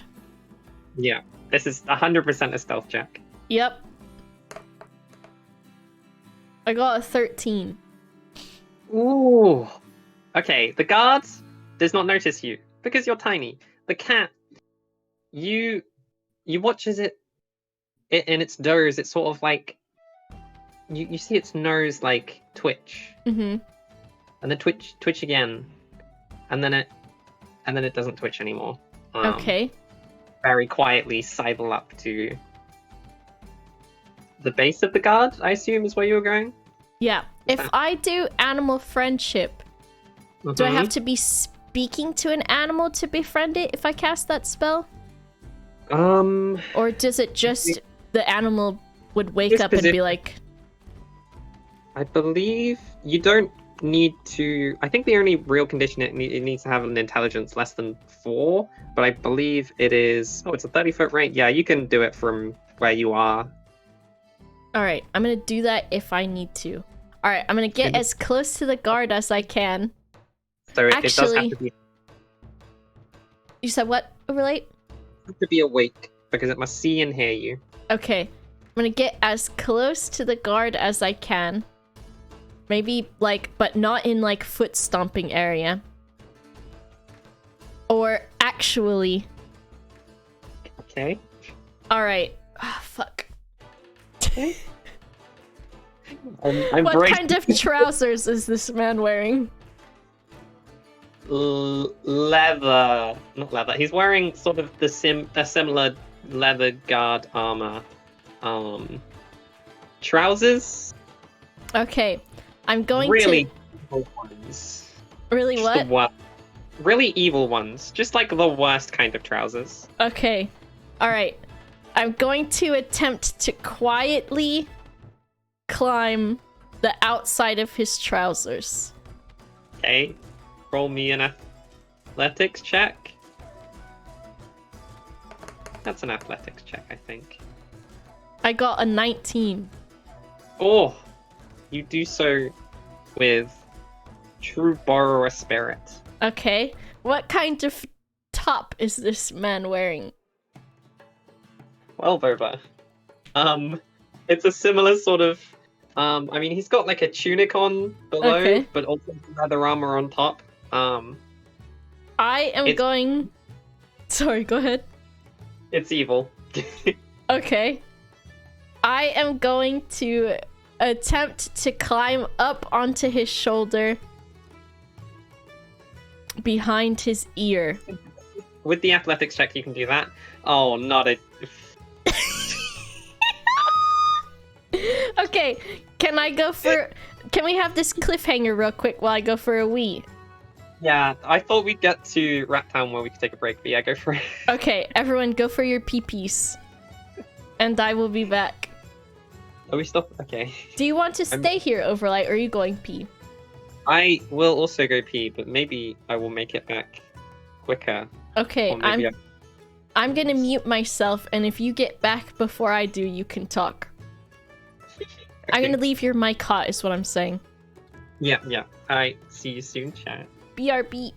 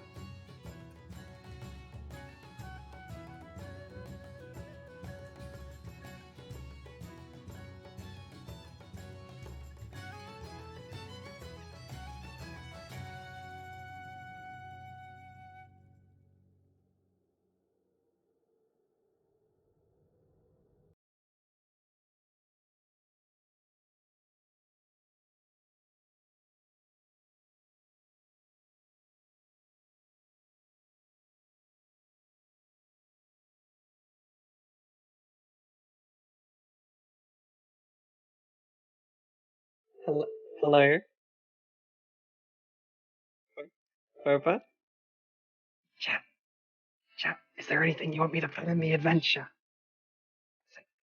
Don't make it obvious. Boba's not back. How do you think it's going so far, Overlite?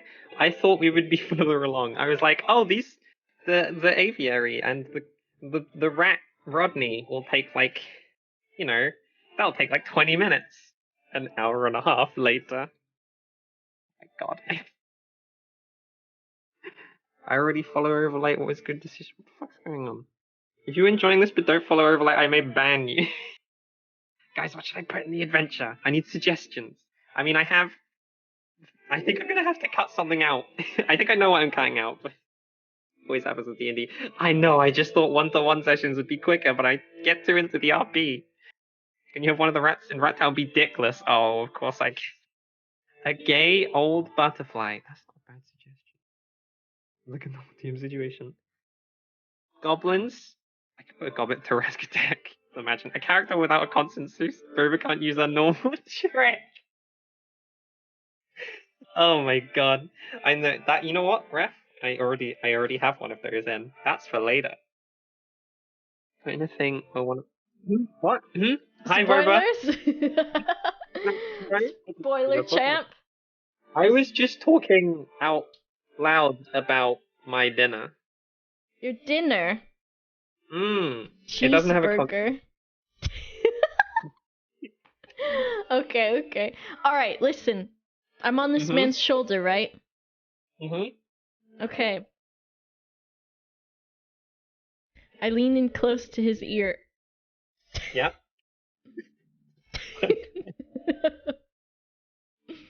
What would this guy sound like? Oh wait, I forgot to do something. I'm doing an insight check. Does he look evil? I got a nat 20. Yes. Okay. This guy he looks extremely complicit in all of the terrible things that happen in this castle and maybe even in the world. True, the evil trousers. I can't believe I used my nat 20 on this one. We're never gonna see another one this whole game. But it had to be done. It's the gimmick. Alright. What does this guy sound like?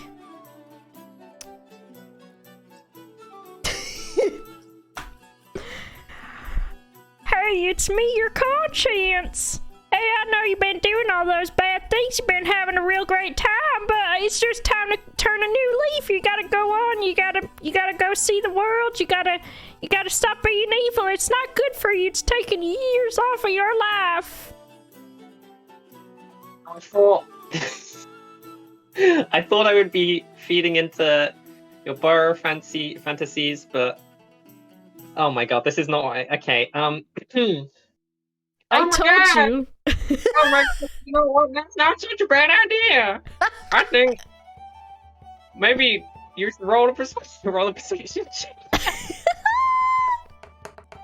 I only got a 2. Oh, you know what? I've changed my mind. I think that's a terrible idea. Why is it in my head? Are you dang sure about that? You don't want to give it a little bit of consideration to that? You might want to just think about that for a second before you go and make any big kind of ideas in there. I mean, I didn't think about it before when I've been out in the world and when I signed up to the Dark Lord's army, and I was just like, well, I'm doing alright now. I got lots of things, people to oppress. I have a good time to make good food here. Really struggling with the voice section. You know what I think is, it's okay being evil, I guess, if we kind of find our way in it and think, oh good, we're real good at being evil, but no matter what we decide to do in our life, maybe we just gotta go pee-pee real quick. You look over at the door, and Rodney is just looking at you like with the most what the fuck expression. Conversation, and you look down. Well, okay, you don't look down, but you hear the cat like stirring below as well. You I gotta do a dang pee pee. Oh, I got a 13. A 13. I go like this. I'm feeling a little twinkle toes myself. I think I should be heading. I'm gonna go get myself to the toilet. You gotta go to little Eva Boy's room. I know he's. Let's go. I gotta get pee-pees. I'm gonna go do. And he starts to walk. And he walks. And as he walks, he's like, "One little Eva boy walking down the corridor, gonna do little boy pee-pee." And are you still on him? I'm going to slide down as quickly and as quietly as I can back to the floor, towards the door. Do you want me to athletics or something? Or deception? Stealth? Stealth. Do you want to what, sorry? Do you want any checks from me? No, but as you go, the cat is looking at you with the same expression as Rodney. Just like, what the fuck? I'm gonna wave at the cat and smile because I don't know if it has the taste for small human flesh, like it probably would a rat. So I'm just gonna look at it and wave and smile and slowly back towards the door. The cat. Can I do a free action real quick? Mm-hmm. I'm gonna check if this cat is evil. I got an 11. You got an 11? Mm-hmm. You aren't sure if it's evil. It is just a cat. But you watch as It's a ginger cat, though. No. God. No. You watch as you slowly back up, it stands. And in time with your backing up, it sort of slowly walks towards you. And you see Rodney behind the cat in the distance doing the you know, the death sign where someone like puts their fingers across the neck and like goes back. Yeah. And it's like, oh god, sort of deal. Okay. And the cat is looking tense. Alright, this is sort of like a tale as old as time situation where borrowers and cats famously do not get on. I'm gonna attempt an animal friendship cast. And I'm gonna try to charm this lad. You cast, as you cast it, oh wait, otherwise... Ooh, it makes a wisdom saving throw. Okay. Oh boy, here we go. Did you check the wisdom of this cat? You probably did, right? Oh, I kind of know it off by heart. What is your spell save DC? My spell save DC. Where is it on this list? Let me look. Chat, do you see it? Spell save DC. I mean, what's your... I might just be able to do it off, but... Oh, I see. Have a 12? +2 +2. Wisdom 12. Minus... Okay, I'm actually going to get the cat stats up because it's a difference of 1 depending on what a cat's stats are. And I know it has a... I vaguely... Oh. Cat 5th edition. Why is it giving me cables? A cat 5th edition. This is my 5th cat. Does the other guy, he's left the room then to go do his pee-pees. Oh, I was completely wrong about the cat's wisdom. The cat charges. As you cast a spell, the cat charges. And the spell, like, you feel it sort of attempt to take hold. And the cat's still looking pretty angry. Okay. If you like, roll initiative. Yes. Which is a D20 dex, but you should have an initiative thing. I got said that. An 8.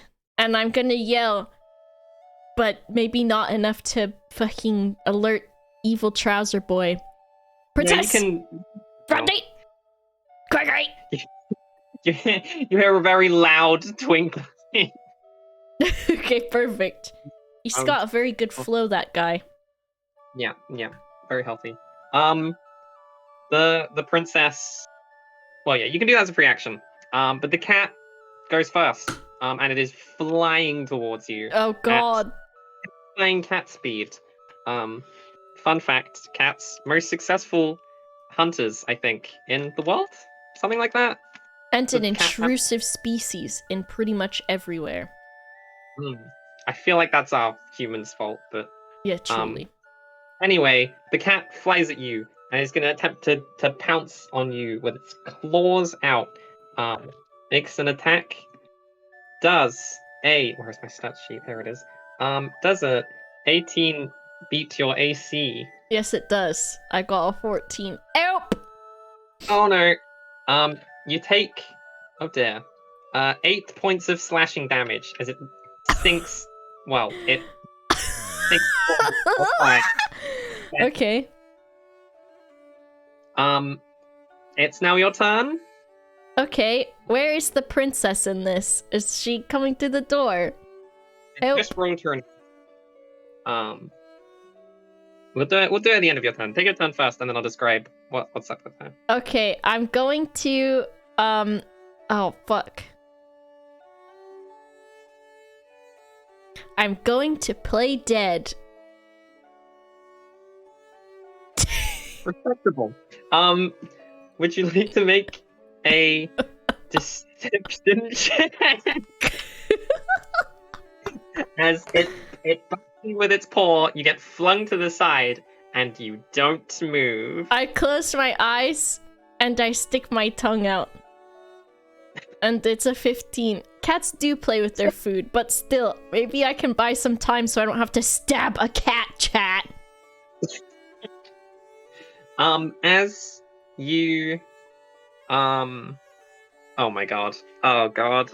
Okay. So you play dead. I die. And the cat, you die. No. The cat waltzes over, or starts waltzing over. At the same time, the door busts open, and you see Princess Sky. I almost said Rodney. Princess Rodney, I wish he's got. Can we have him take off his trench coat and he's got a fucking princess gown and a crown on it. He's got a crown under his fedora and a princess dress under his. Hey, it's me. I'm actually the princess of Rat Town.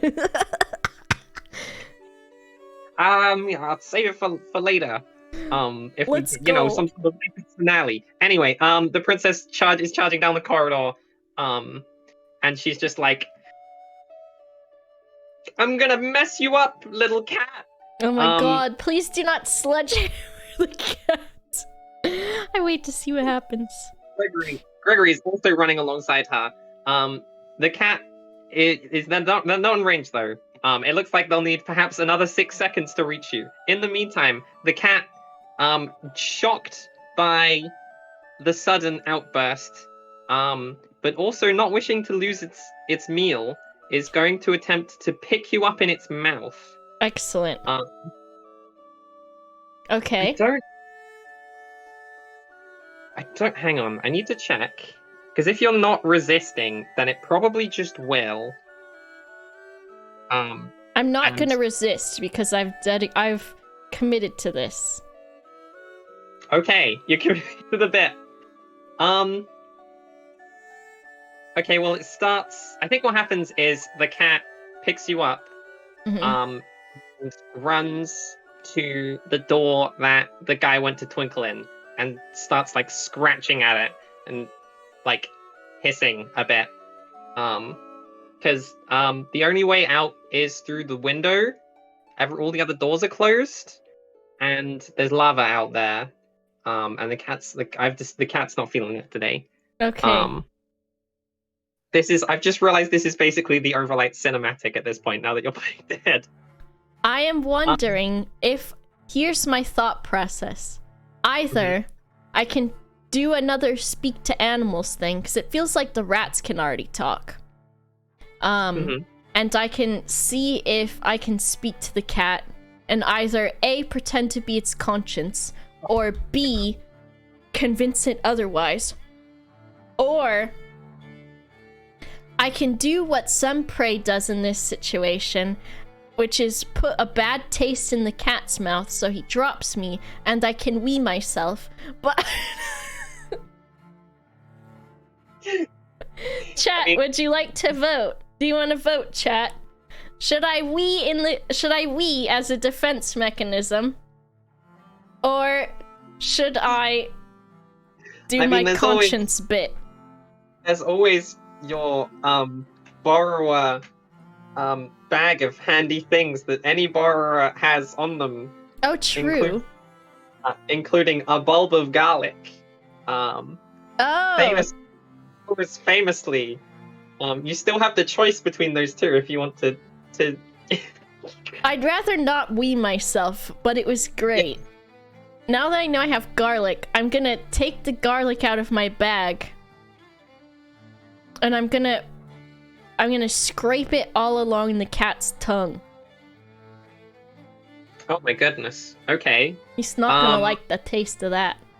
No, I think the cat just drops you. I don't think that's a roll. The cat just drops you. And I hold the garlic up at it. And initiative. Oh, would you like to? You can move still, actually. I'm gonna stand on the ground. I'm gonna put one hand on my hip, and then I'm gonna hold the garlic up at him. I'm gonna say, "Cut it out! Listen, this is bullshit right here, okay? I didn't fuck with you first, and you came out here guns blazing. I get it. You're an orange cat, and you're inherently a demon. I'm gonna do talk to animals. Fuck it." I'm gonna do that. I cast it. Okay. You really are putting me on the fly. I knew what it was gonna do, but now you're talking and things have changed. Yep. I'm putting those fucking DM muscles to work, Overlite. I'm really exercising them. So you cast it and then say that? Or as you're... Yeah, I'm gonna be, as I was talking, as I was going like, listen, I'm casting it like as I realize, okay, I gotta work, and I'm saying, okay, and that's all the stuff that I said. Let's figure this out. You don't have to be an asshole. Let's talk this out. What's your name? My name's Pudding. My master will squash you under his boot, little disgusting one. And then you will be better. Alright. I almost pissed in your mouth, and I'm really regretting that I didn't do it, because obviously you are a dickhead. So here's what we're gonna do. Princess, pick up this cat, put him under a crate, and put something heavy on top of it, and he can fucking chill out and think of what he wants to do. I'm gonna be honest, as you say princess, you realize this whole time she's been charging towards you. Sledgehammer ready, and she just swings at the cat. Oh my god! I just looked on in shock. She swings and misses. Being not the most familiar with the sledgehammer, and the cat just like hops out the way and is like, my master will kill you all. You will be paper up on the ground. What is outside the window, and are the windows open? A sheer horrible drop to lava.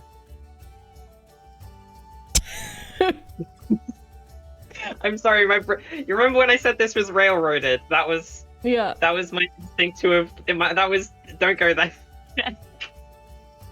The cat is basically just gonna attempt to run from people, run from you. But you do hear finishing up the twinkle. Yeah. Just outside the door, inside the door, is the guard from earlier. As you hear him once again continue his song, just like, I'm just down my twinkle, I'm making down my way, I'm singing country songs, because that's what you do when you're evil. I'm debating if I want to yeet the cat out the window. Lava is a quick death. It's yeah. No. Well, it's a quick one. All right. Here's what we're gonna do. Mm-hmm. Okay. All right. Let's fucking book it. Pick me up. Pick up the rat. Gregory can run. Let's fucking go. Let's get out of here before this guy's done pissing. This cat can't talk to people, so he can't really snitch on us besides lead the way. Push him out the door.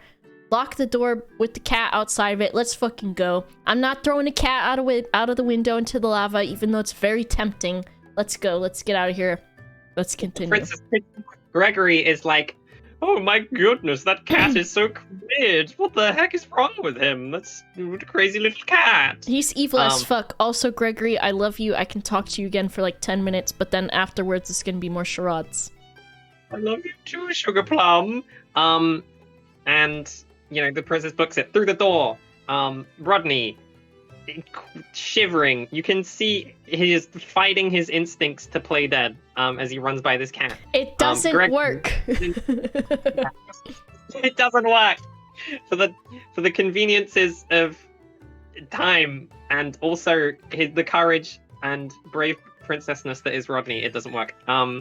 You get through the door. You slam it behind you. Everyone is through. You hear on the other side, Master, intruders in the castle. And then just like, hey, what's wrong, little one? I got just something down and upset you. You want some water? It's awful hot out there. I can go get you some water. Let's go down and back in the toilet. That's where we keep the water.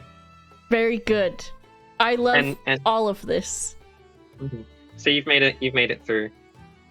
All right. In another corridor, and Rodney's like, New York, welcome to. Thank God. No, it's stop. Like I'm switching a lot. It's the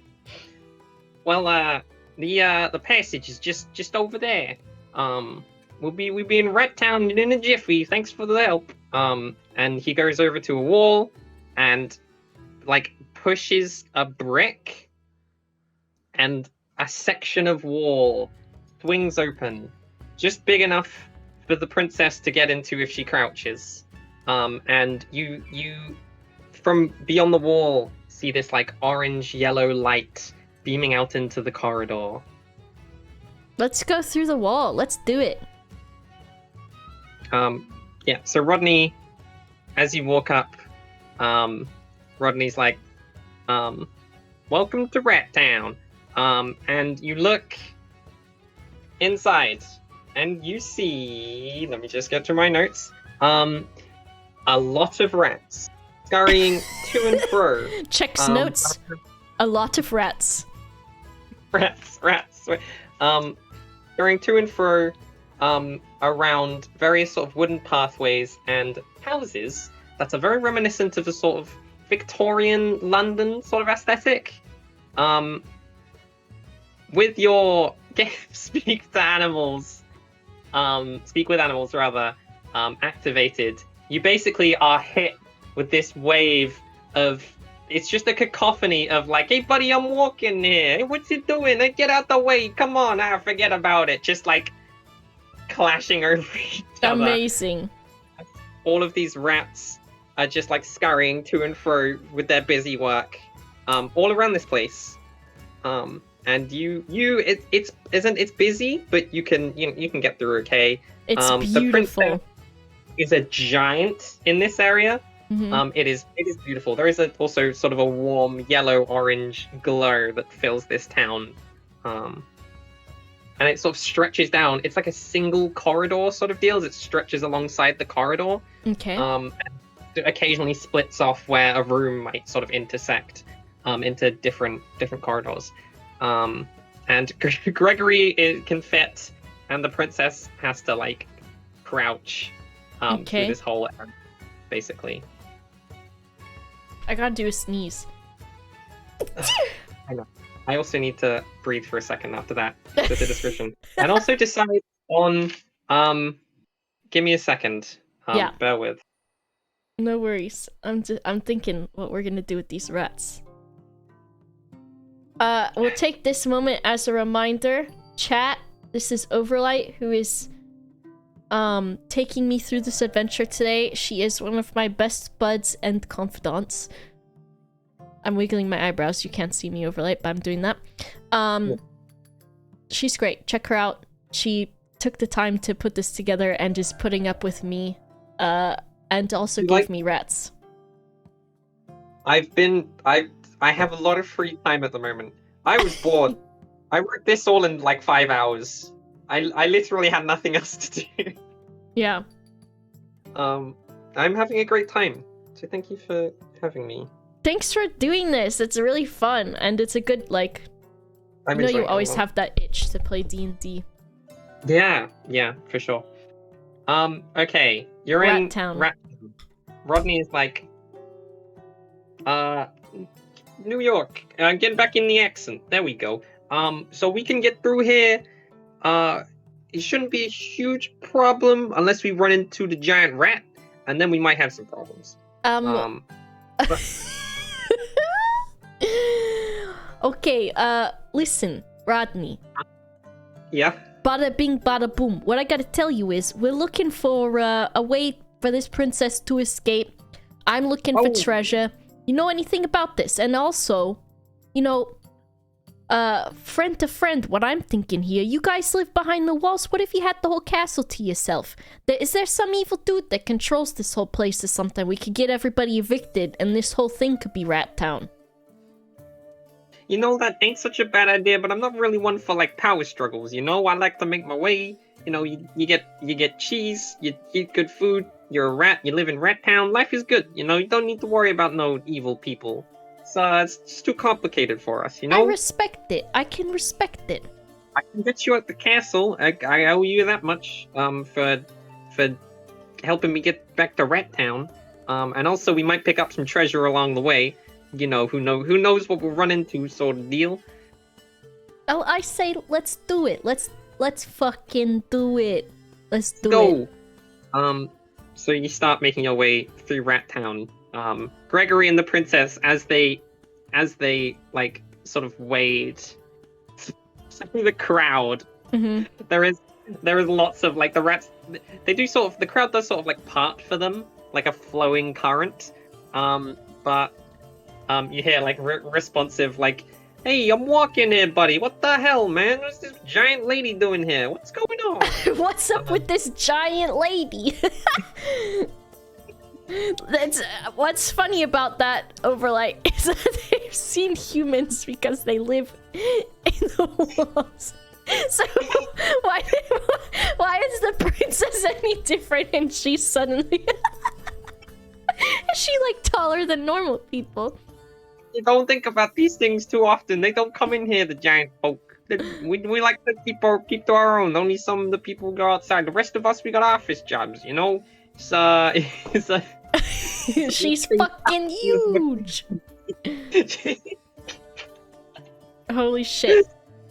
So you make your way through Rat Town.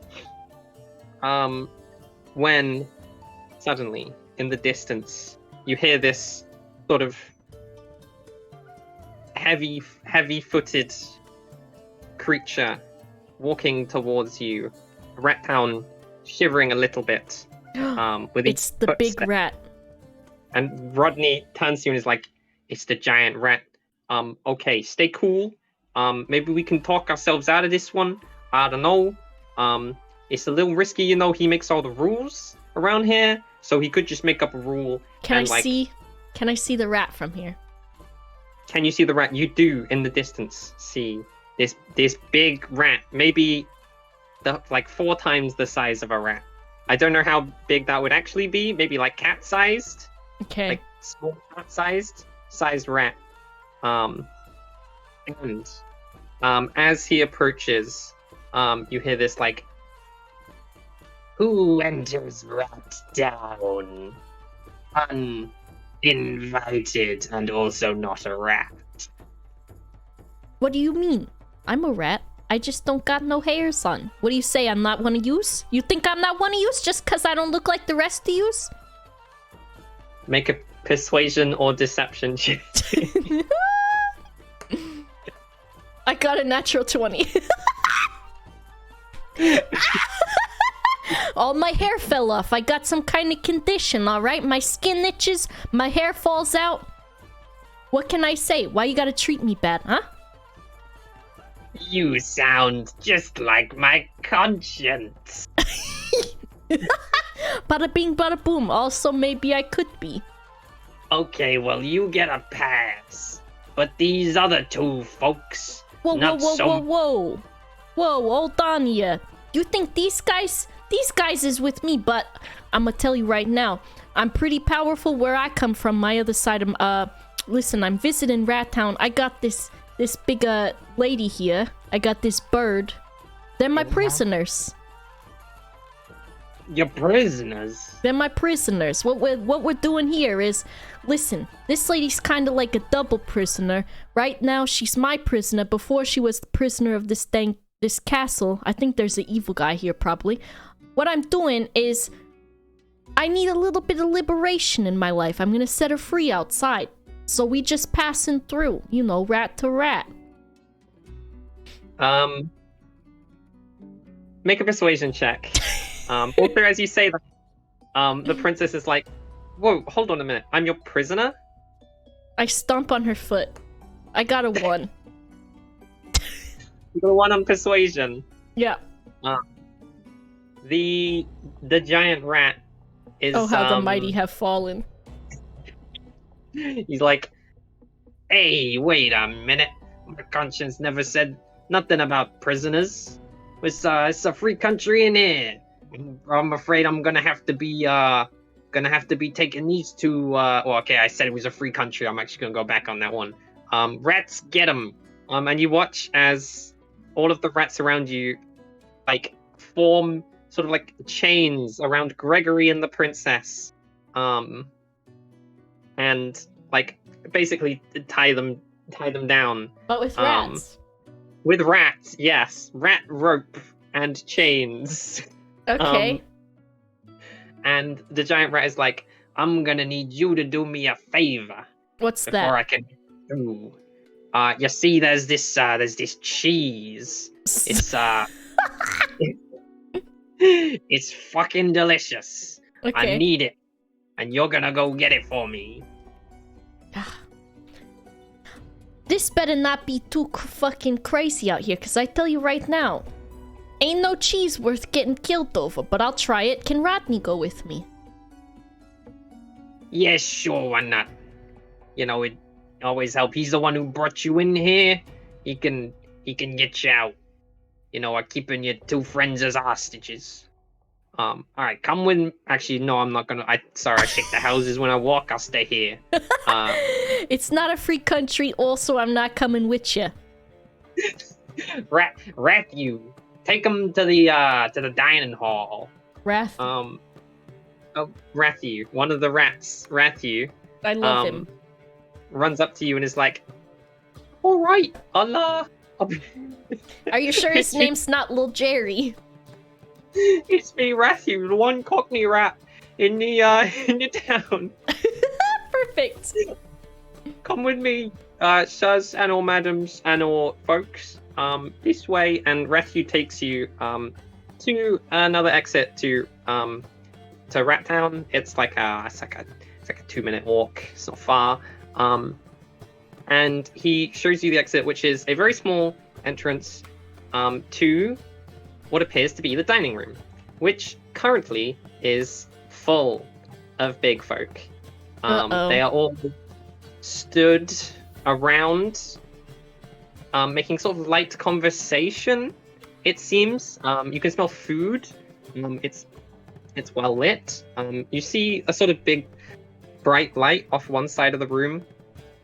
And Rathu is like, all right, so there's a golden cheese in there, and we need you to go pick them up, and bring them back. We also got you this, and he hands you this sack, and he's like, that's a sack of holding. Put the cheese in there. It's nice and convenient. Helps. It's dime a dozen. You know how things is with the slang. Anyway, good luck. And he, you know, actually, I think he just sits down and waits. Oh, that's a cute image. Okay. Where's this? Can I see the golden cheese from where I'm stood?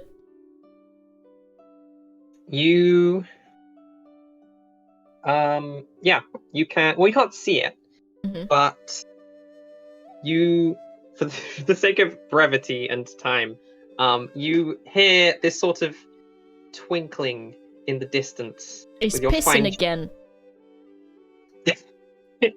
and paired with the twinkling.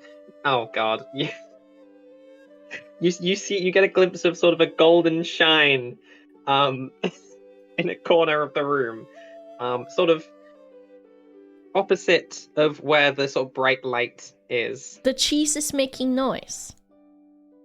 Or are you saying It's someone's pissing on the cheese and making it golden sort of- cheese? No, it's you get a clear view of the cheese, and it's I was so it's worried, Overlite. made of gold. Okay, and it twinkles golden because it's gold, and also metallic is why you hear the sound. Like, I'm glad you said golden twinkle or golden shine instead of golden shower. Alright. You blame me for saying tit earlier. You did say believe tit. Alright, well, okay. These people in this room, are they dressed as chefs? No, they are dressed in suits. Suits? Yes, like some kind of office employee collection. Oh, like they've got uniforms? No, like business suits, like nice, whatever suits are made of material. What year is Black- it? Fantasy. It's the year of fantasy. Okay. 17 of the Dark Lord's reign. I didn't come up with this backstory. That is fine. Okay, okay, they're wearing business suits. All of them. Okay, is the cheese on the floor or it's on a thing? It's on a little pedestal. Okay. I am going to... And are they all cooking, or is that what they're doing in here? No, they're chatting with each other. In the kitchen? No, it's the dining room. Oh, okay, the dining room and the cheese is there. Okay, I thought it was the kitchen. Alright, I am going to... Okay. As you're sort of like thinking, you hear this sort of this sort of like throat clearing, Mhm. from like the side of the room where the bright light is, and this man begins. You hear this sort of this voice that basically does an incredibly dry speech, and he's just sort of like, well, thank you for coming here today. It's for our yearly review of how we've been doing on our quest to take over the world. And it just like goes through like talking points and statistics and like a list of like things they've plundered and people they've enslaved and places they've conquered and imports of various things. And it's just so dry and boring. What would you like to do? Okay. Heck. I'm assuming this is probably the head honcho's guy. Hey, it's me, your business conscience. No. He's in the opposite corner of the room. It's me, your business conscience. No, and that's where the cheese is as well, right? No. The cheese is on the and the voice are on different sides. So Okay. everyone's distracted, basically, is what I'm saying. I'm not looking at the cheese. Okay. I am going to... See, if I just sneak around and steal stuff, and these people are continued to be evil, I can't take on all of them.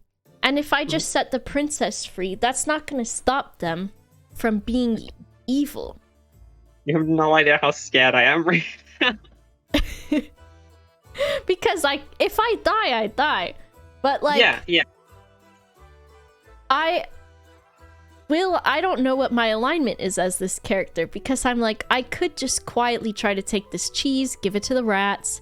Me and the princess could just leave the castle after the rats guide us out or whatever, and then... Yeah. But these people will go on being evil. Right, yeah. There are a lot of them, though, and you are very small. Yes, that is true. And I can't just appear as a tiny person and say, look, it is I, an angel from heaven, come to crime check you.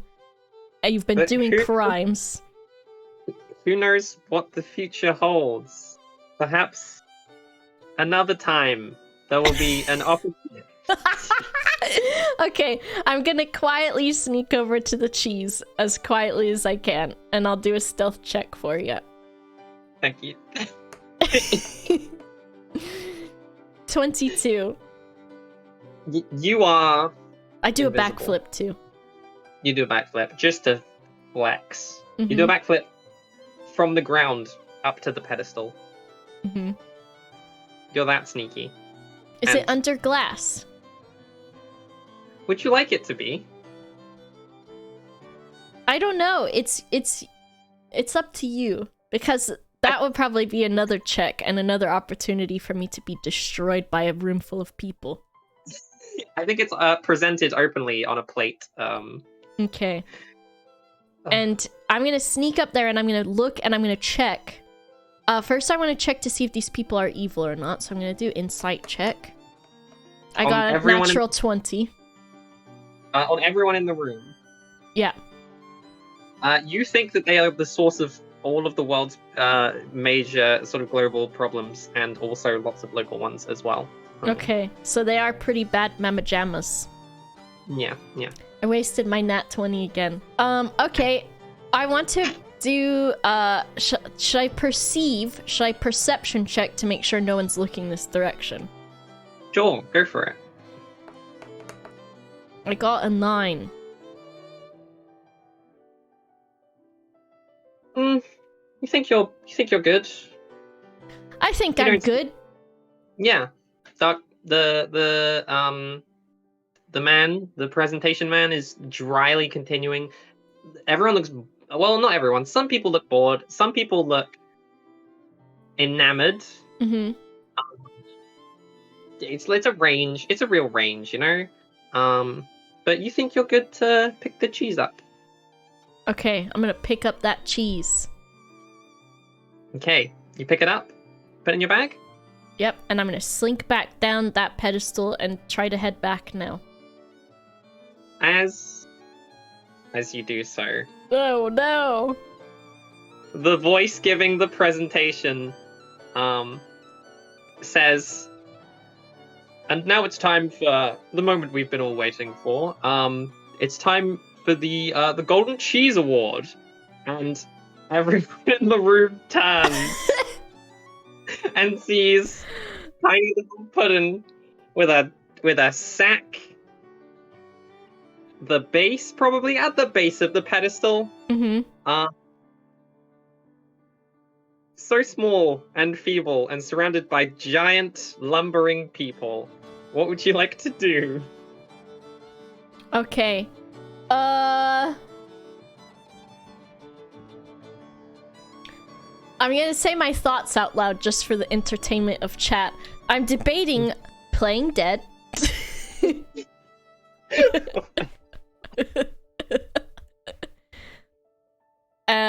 I'm debating being a figment of imagination. I did think about pissing myself, but that one I don't think would work. I did consider saying I'm all of your consciousness. I'm going to give the double middle finger, and I'm going to book it towards the door to escape. As soon as you start running, the room erupts into chaos. You hear voices like, "Thief! Thief! Someone's taking the cheese!" And the voice from the pedestal is goes, "Stop that little person!" And basically it is a sort of torrent of Feets. arms and legs and feet and hands, basically like a jungle, start clambering sort of after you, trying to block you, trying to like basically catch you as you run. Would you like to make me a dexterity save? You have Okay. advantage on because you are tiny and nimble and they are big and slow. I So got roll a play- 21. Oh my god.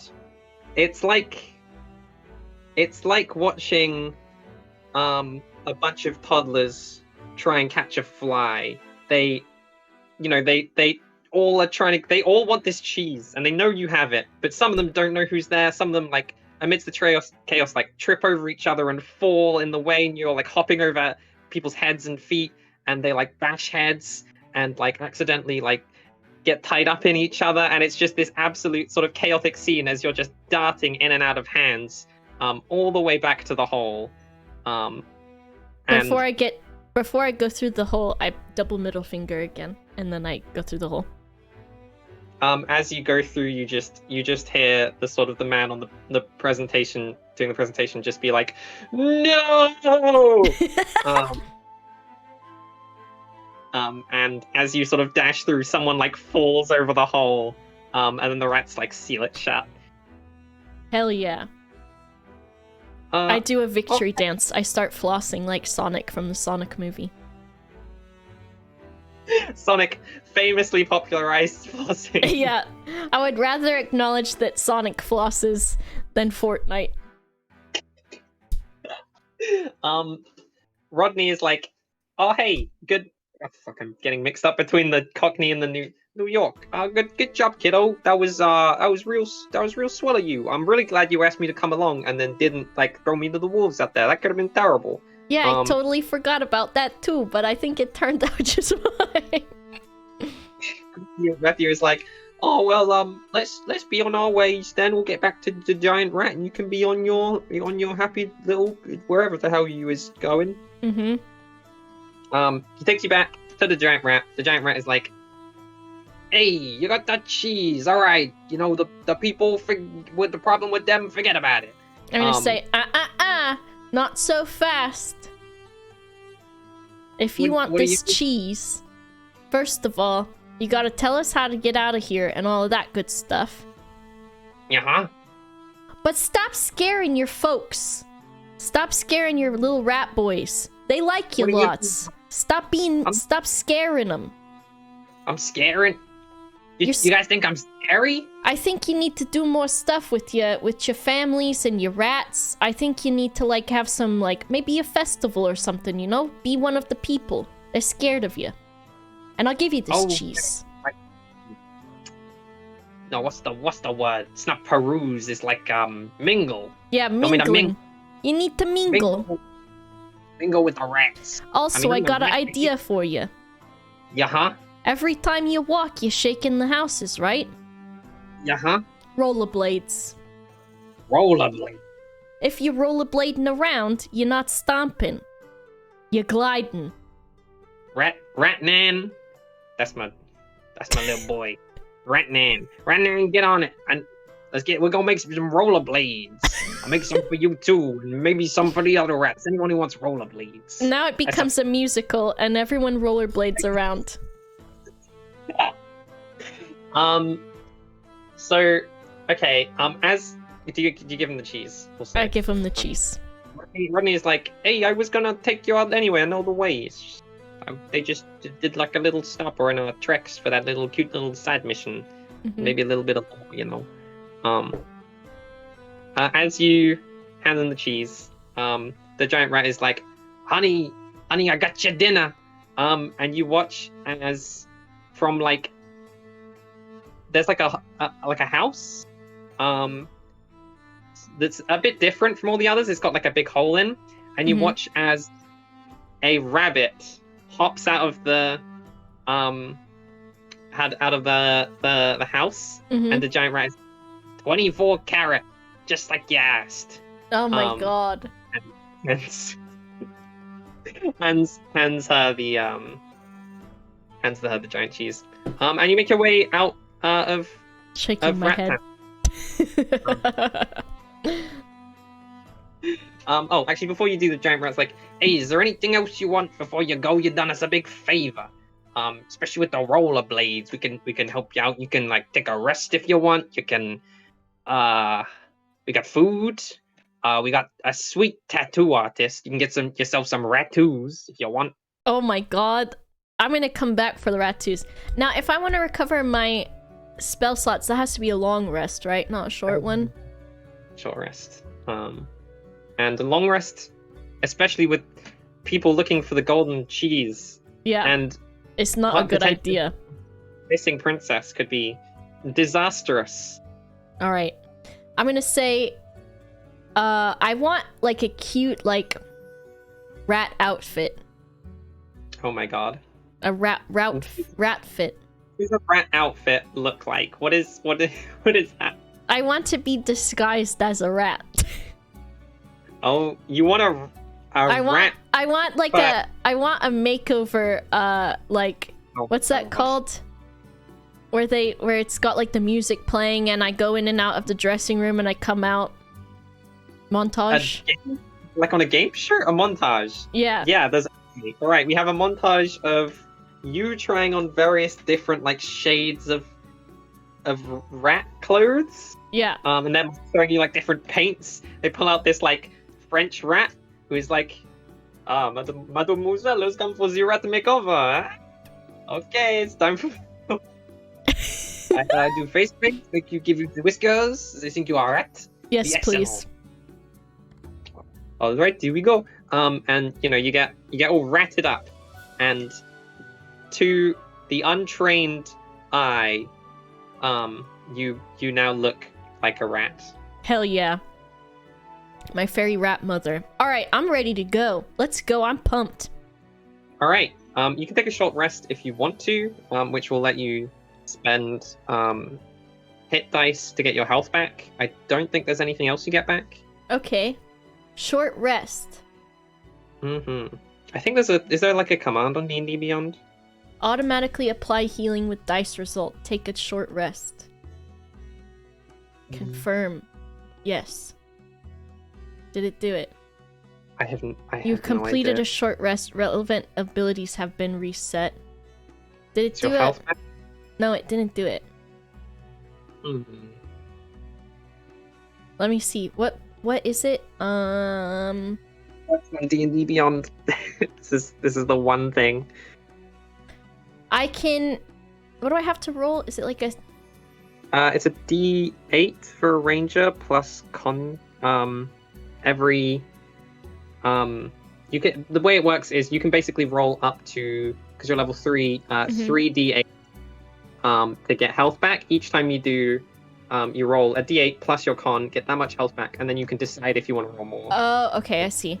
So I've got 3 hit dice I can use in this short rest. Yeah. Okay, let me do that.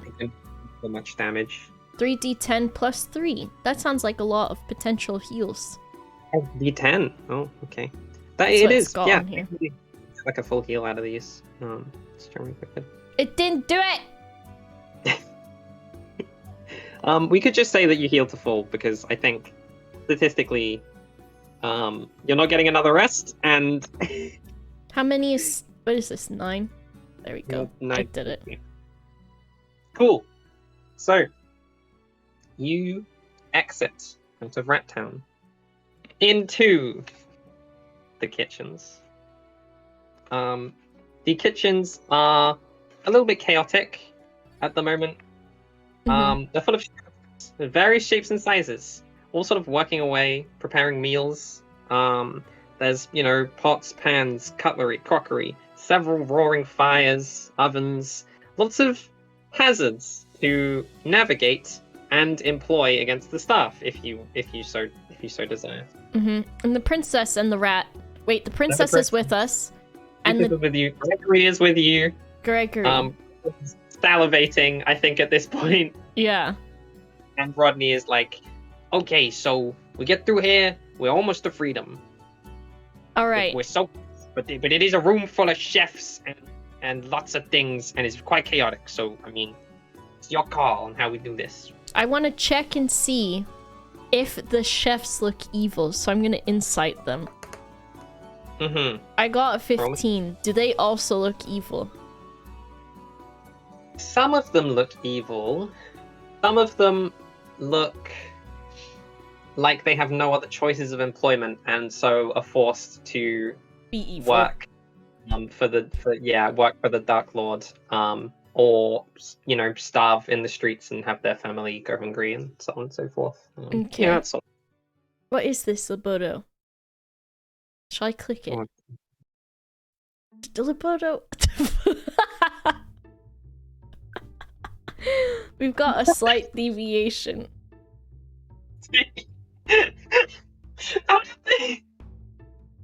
This is the most beautiful thing I've ever seen.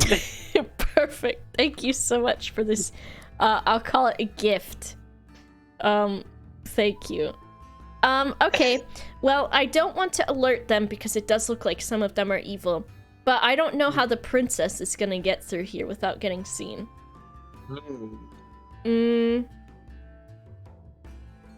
Let me see. I'm sure you can think of some. Okay. I'm gonna need to cause a distraction. I'm and braced for the conscience. I know. I'm going to have to cause a distraction so that the princess and Gregory, which I'm going to tell her to take lots of as many sweets from the counter as she can, and foods for Gregory. Okay. But I'm going to need to do a little distract, though, so that they can get through. So I am going to explain my plan to them. Okay, look, princess, I'm going to go do some distracting so that you guys can sneak out of the door, and then I'll follow after, because obviously you're not going to be able to just stroll through here, and I don't think you're going to be very good at sneaking. So yeah, I'm going to go do that. I need you to also grab lots of good foods for Gregory. I wink at him, give him a thumbs up, because I can't currently talk to him, but he knows what I mean. And then I'm going to go do a distraction. So you just wait here. You'll know when it happens. Right. And that'll be that. Okay. I am going to... Let's see. What's a good distraction? Is there... Okay, there is a fireplace, you said, right? With a fire raging inside of it. Yeah, quite. There's a couple of just like open fires that are like frying things in various pans and woks. Okay. Fireplace. They're all on sort of countertops. Okay. Let's see. I am going to...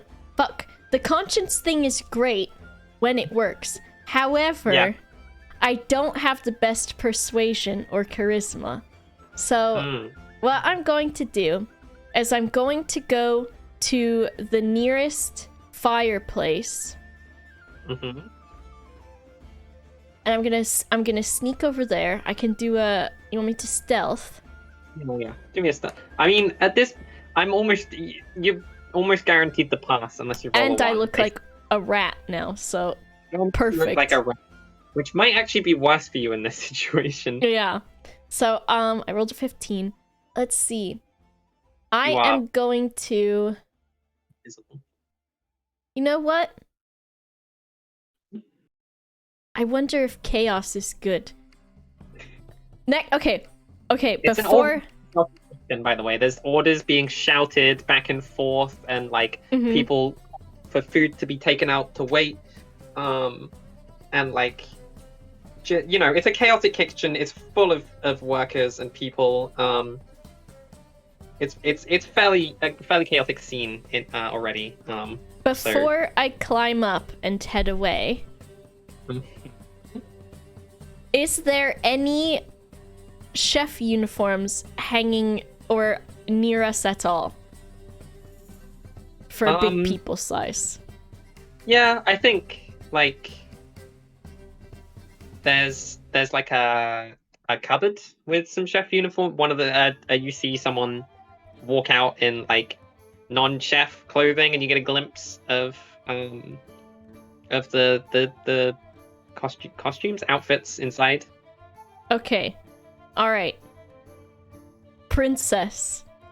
I'm going to need you to put on this chef's outfit. Right. I mean, that's not a bad plan, honestly.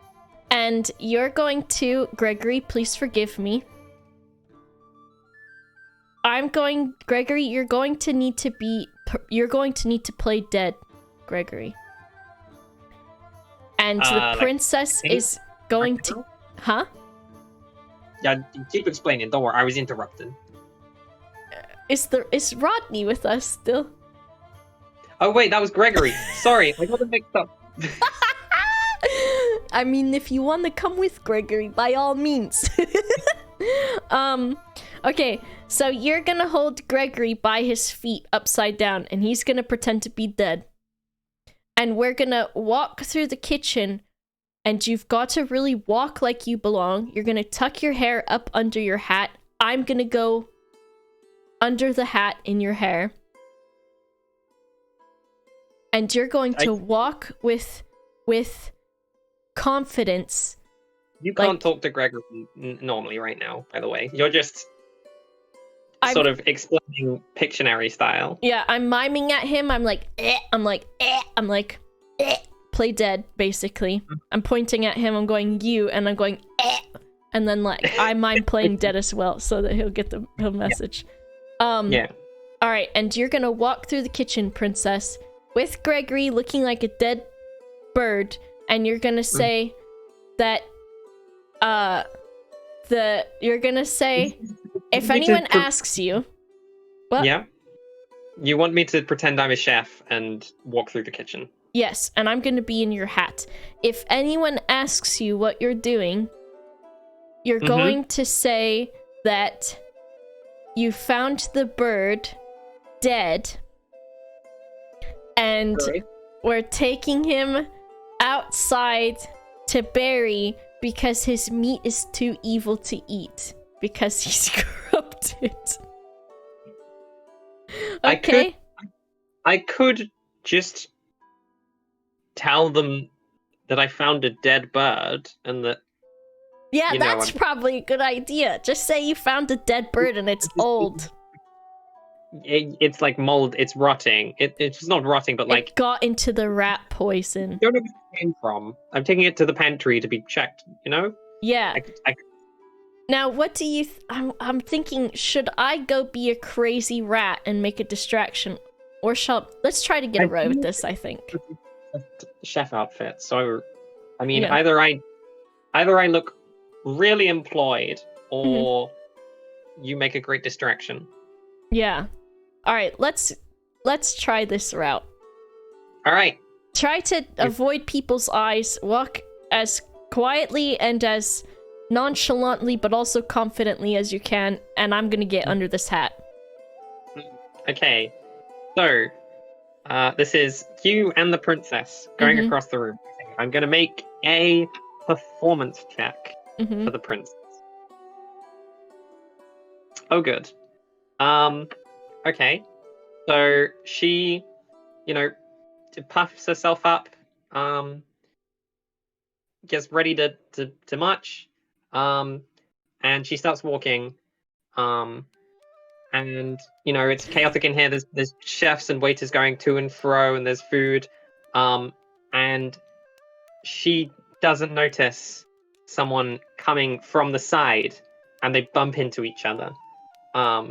And this unknown chef is like, "You there? What's wrong with you? Are you new hire? I don't recognize your face. Where you come from?" What would you like to do before she responds? I am going to... Oh, fuck. From under the hat where he can't see me...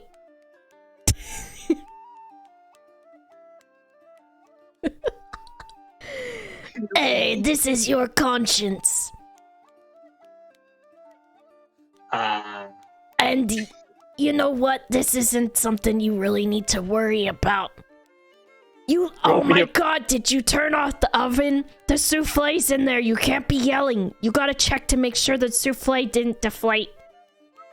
Roll me a persuasion or deception check. Cross your fingers, chat. I got a 3.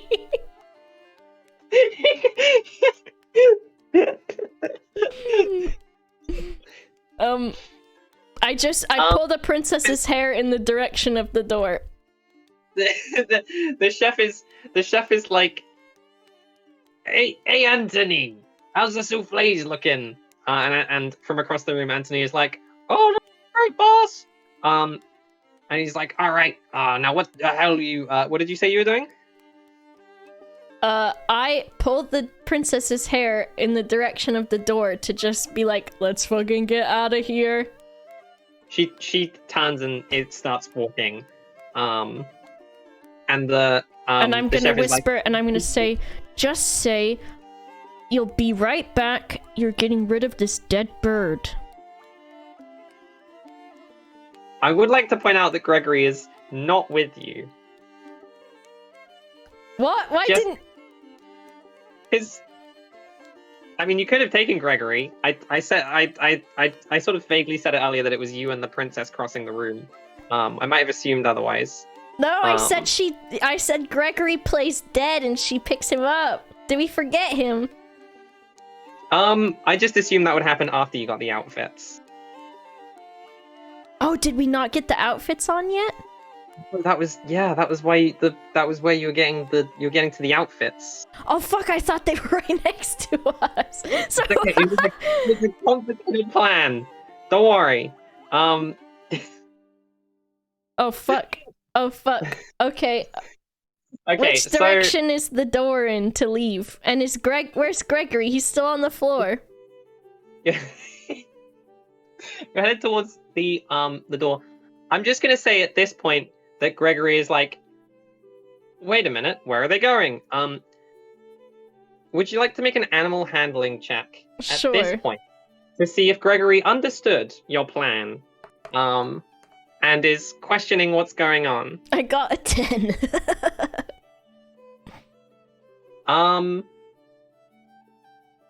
You hear in the distance this like, and the chef's like, what the hell? There's a bird in here. What's going on?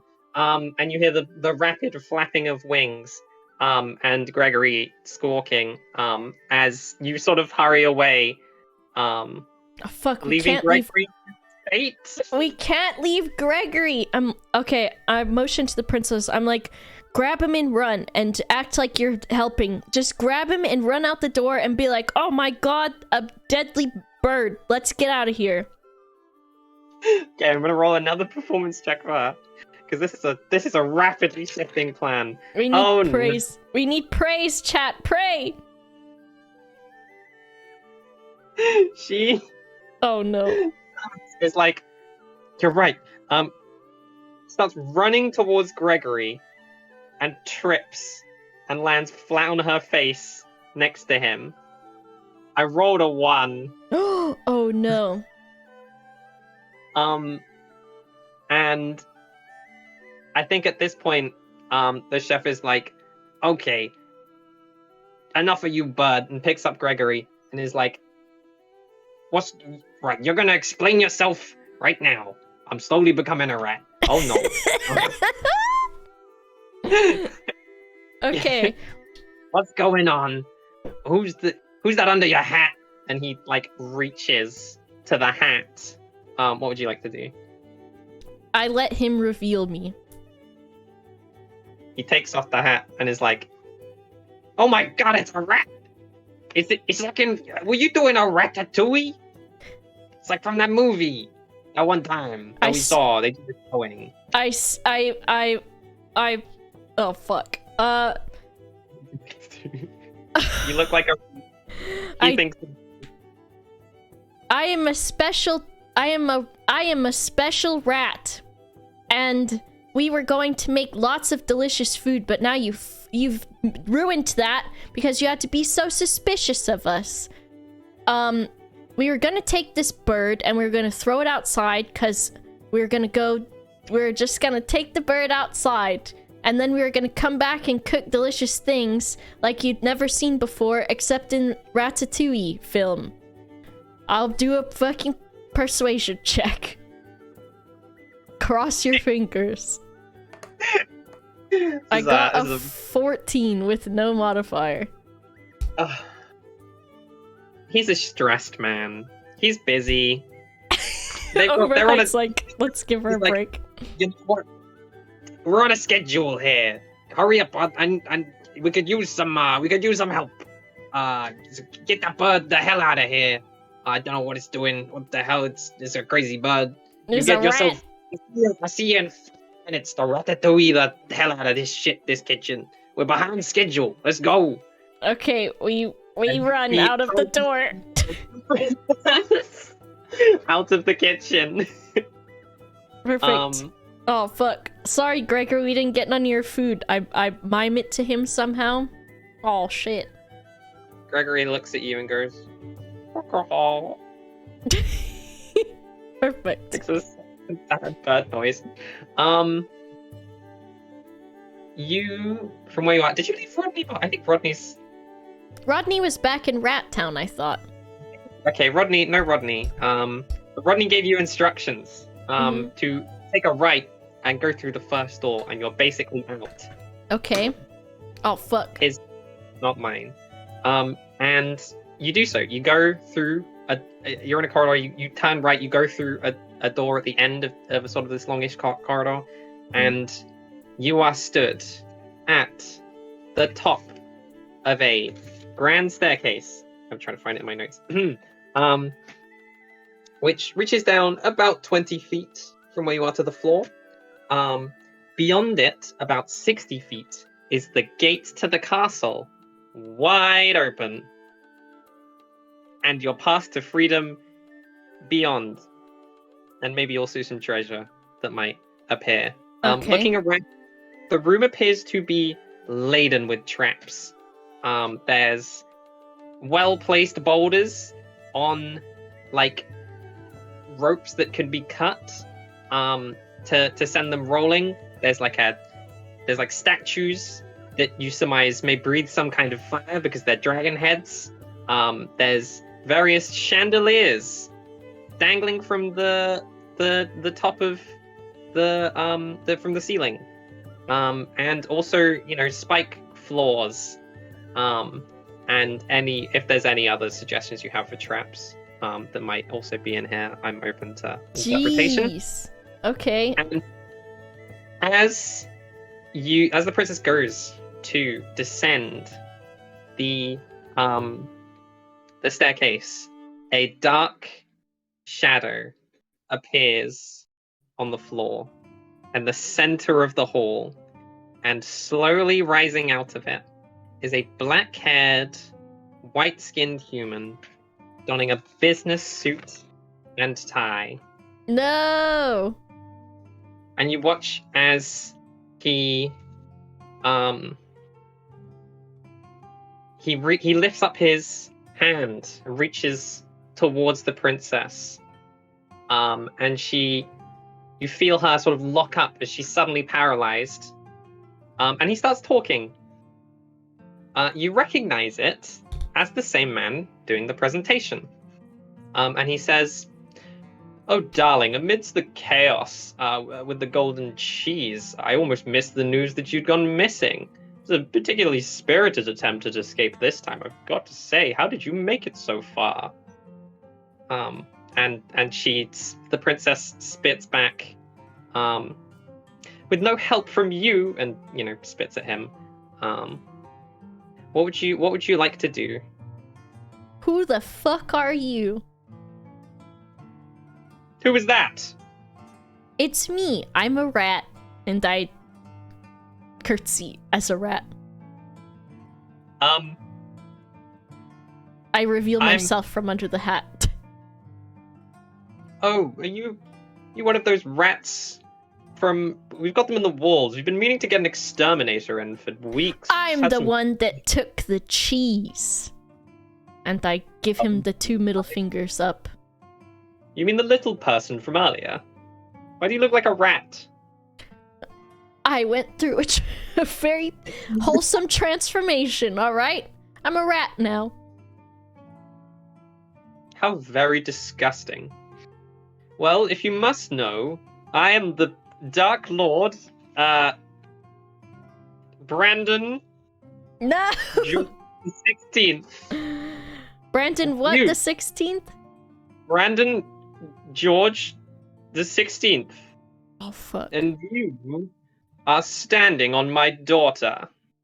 So if you would kindly please move before I remove you myself. Why you want to be evil, huh? Why you want to be so evil? Are you really asking? Yeah, I'm asking. My dear, it's profitable. You know what This- else is profitable? These nuts? Oh, you fucking bitch. I threw my sword. No, I'm just kidding. I say bake sales. And I say... Bake- Yeah. Listen, your daughter, she needs to be set free. Evil's overrated. Let us go. You're probably not going to. Let's just get this over with. We're escaping. No, you're right. I'm not going to. Should we roll initiative? Yeah, let's do that. Could you roll initiative for me? I've got a 7. Oh, so did I. Ooh. I rolled a 7, so it would be higher. Right. I think he is going to. You watch as he summons lightning. Help. Out. Help. Yeah. And he's like, I'm literally conquering the world. Do you think you can stop me? And he shoots it towards you. Does it? Oh, yeah, okay. Does a 22 beat your AC? Yes. I don't know why I asked, actually, now that it's one of those moments. Sometimes you don't think. Yeah, it's fine. You take... Oh, it's actually not that high. 4 points of lightning damage. As Okay. it executes you. With extreme precision. Yeah, I was gonna say. Alright. You said this room is full of traps, right? Yeah. You look around and you see what interestingly looks like some kind of trap control panel. Very close in proximity at the top of these stairs. I'm fucking going for that. Alright, princess. I'm gonna go try to do something. I need you to throw me in that direction. She's So I can paralyzed. skip the chairs. She's paralyzed. Paralyzed. Okay. Where's Gregory? Is he just freaking out? He better not be fried chicken. In circles next to you. Okay. Pretty cool. I jump down off of the princess and try to land on Gregory. Mm-hmm. And then I'm gonna try to like spur him up the stairs towards the control panel, because it will probably be faster for me to ride even just Gregory than me to walk. Maybe you have animal handling check. Animal handling. I got Once again. 12. Not 12. I think that is enough. You watch as Gregory, you land on him at just the right sort of angle in his circle runnings, and he boosts off towards the control panel. You think you could probably like jump it fairly easily with like the momentum, Mm-hmm. as long as you get the timing right. Okay, I'm gonna do it. All right, you go for the leap. Make me athletics or acrobatics check. Either. I'll go for a sweet. Oh fuck.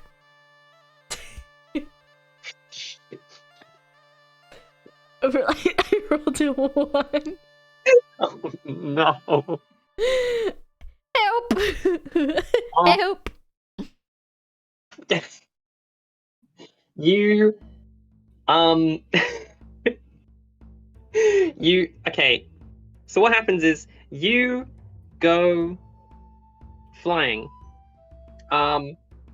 Gregory, you like kick into Gregory to launch yourself, and instead he goes to like a full stop, sending you flying over the control panel and just to the sort of railing of the grand staircase. And you're like hanging off now. And you watch as the Dark Lord like teleports to in front of you. And is just like, pathetic little rat person. Any last words? At the same time, you also see Rodney just like peering out from the door behind the Dark Lord. Just with a face that's like, oh no, I can help out if you want me to. We always got the Deus Ex Retina going on if you need that. Okay. I wink at Rodney, and I say to the guy, my last words are, I'm your conscience. And I let go of the railing, and I'm gonna try to shoot him in the eye with my longbow. Roll me an attack.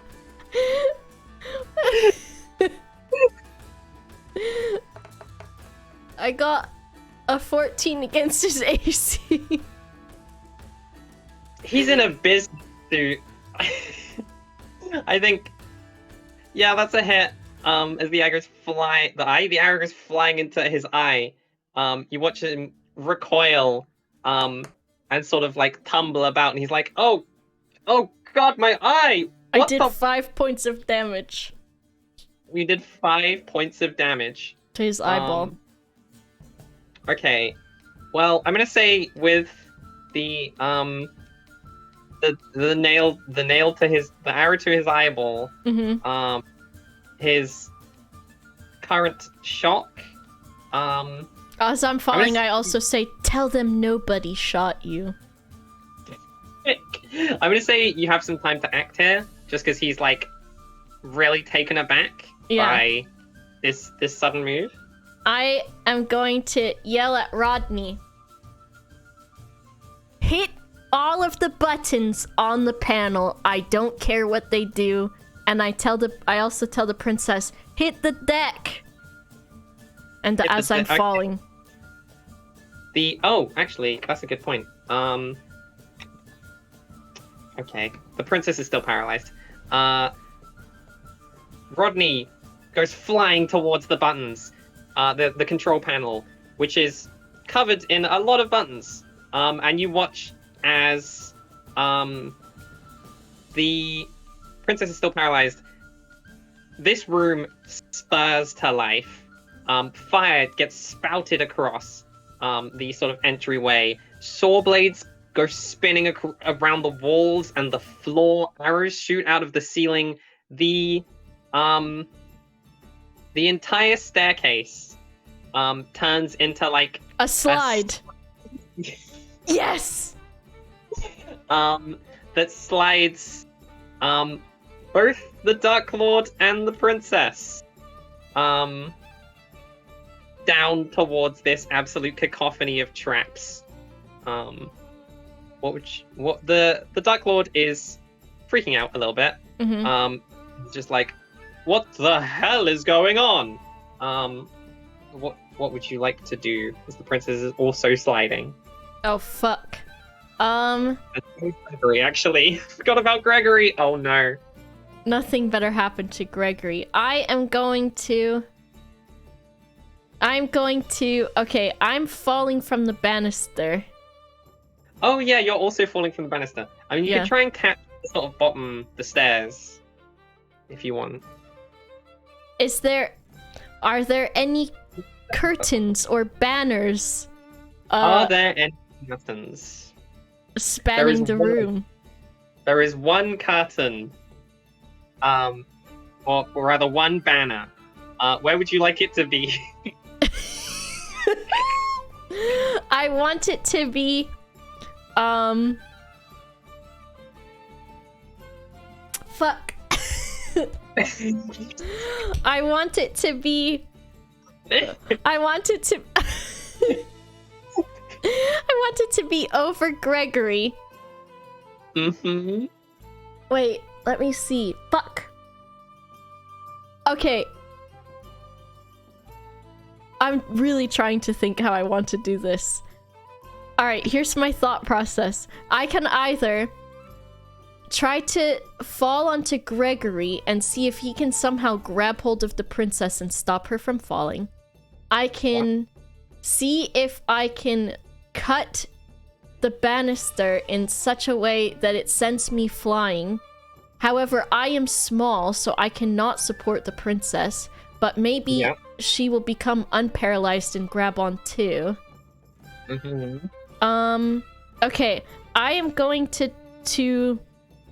fuck, I don't know how quickly. I'm gonna try to quickly, in one fell swoop, cut the curtain in such a way that it's going to Indiana Jones Tarzan me towards the direction of the princess and Gregory, and hopefully they have the sense to hang on, and maybe the Dark Lord won't. I don't know. Roll me, I guess that's an attack with your short sword? Okay. Is that all? Yeah, I guess that's, an attack with your short sword. I did a 15 AC and then Damage. a 6 damage, which is relatively low. It's high for the short sword, I think. Unless you have... It's a 1d6 plus 5, and that's... So I What? got Oh, you 1. Oh, okay. You still hit it. So you cut the banner that's hanging very conveniently in exactly the right place you want it to be. And I say, Princess! Gregory! I mime to Gregory. Grab on! I'm yelling this as it's coming towards them. Yeah, it goes tumbling towards them, conveniently hitting the Dark Lord in the face and breaking his concentration on the paralysis. Yes! You're the best DM ever! Princess grabs onto the banner, and Gregory doesn't grab on, but she catches him as he goes by. And the Dark Lord, you just hear him like, "No! My capitalist empire!" And as he slides into the absolute death trap that waits for him. And I suppose that is the last thing you hear from him, as he is eviscerated by his own castle. Hell yeah. There's probably sharks down there or something. Also, like a bunch of treasure like spills out. He like evaporates into darkness, and there's just like a giant treasure hoard left behind for you to take if you want. Alright. I look up at the princess and I say, "What now? You're free." Right there. And honestly, I'm sick to death of this place. You know what? It's that or we go on a rampage, killing the rest of the executives. Oh, true. You know what? Oh, fuck. They're all in this castle, right? You leave, princess. And you go on. And you see the world. And I'm gonna stay here. And me and Gregory and the rest of the birds and the rats, we're gonna clear out this castle as much as we can over time. And if you ever want to come back, we'll always have a home here. Thank you. That means a lot to me, actually, to know that my... And I'm sorry I killed your dad, but he was evil. He was a dickhead. Did you see the, like... Remember, like, the metaphors with all, like, the keys and stuff? Yeah. That was him. What a dick. What a fucker. The worst. I'll be off then. Good luck. Enjoy the rats. Little one. Thank you.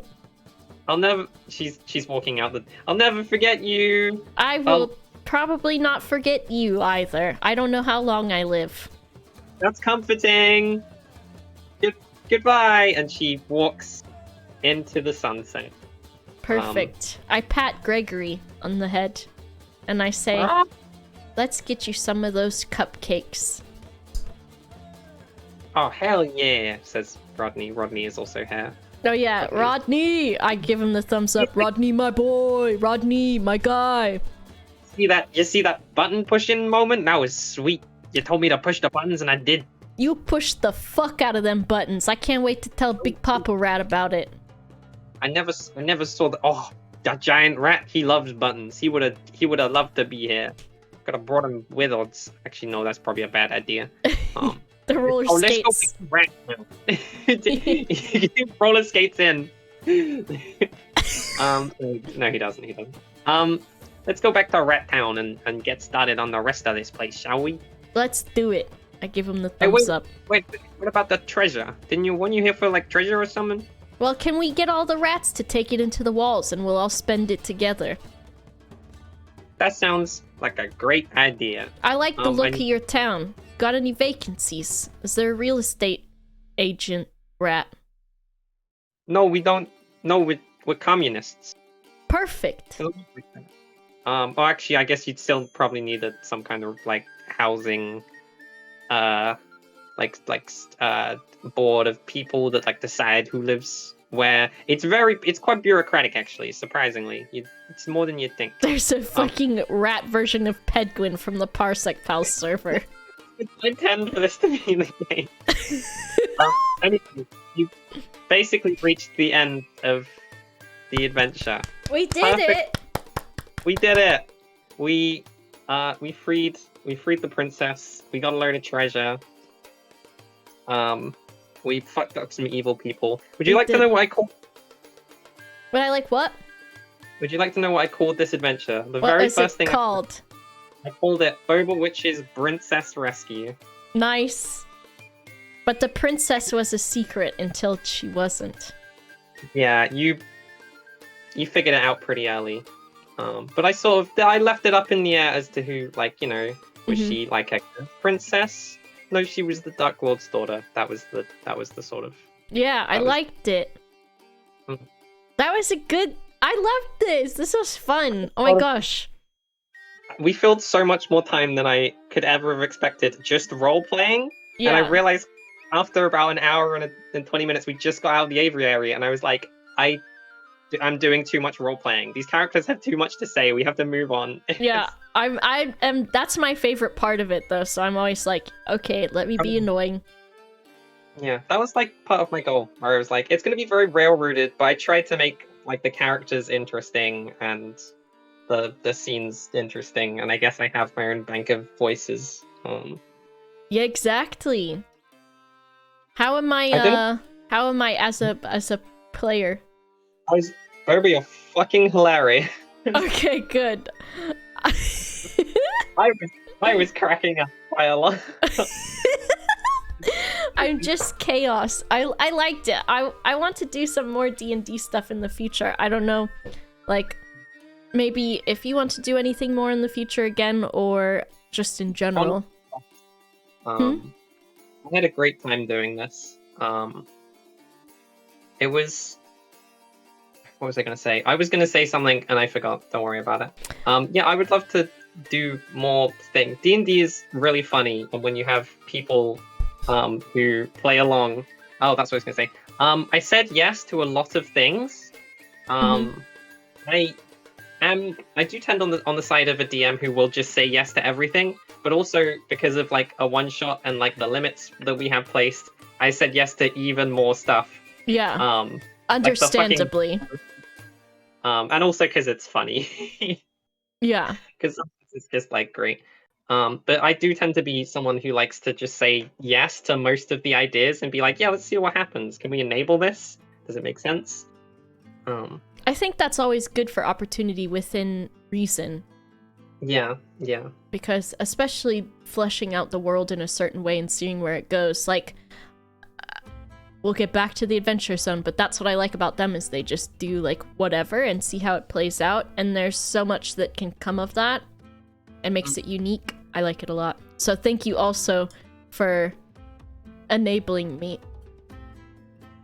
Great time buying into your fantasy. I'm a borrower, finally! Oh. Thank you again. As a reminder, Overlite can be found on Twitter. Overlite can be found on Twitch. What's your Twitter? Overlite 1. Overlite 1. Yeah, Overlite, so I had to be a 2012 Xbox gamer. I can't believe this. Overlite streams over at twitch.tv/Overlite. What kind of stuff do you do, Overlite? What kind of stuff do I do? I talk a lot. I play video games really well. Sometimes I just open a random video game and play it. At the moment, what do I have plans for? Oh my god. I was gonna play lots of like bundle games, like the community ones, because I have people over there who play them.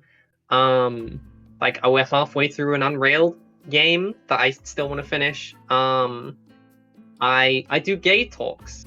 I need to do a tweet. Where I just get people who are gay or want to talk about gay things, and we talk about things for however long people are comfortable with talking to me. Kind of like a chill sort of chat with one-to-one. We just talk about gay shit. What else do I do? I get invited to planning?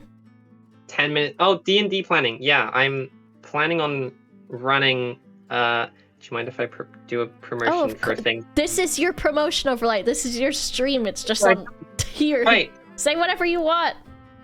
I have in the works, hopefully it gets going, a D&D campaign which I've been working on with some friends that we are going to hopefully podcast.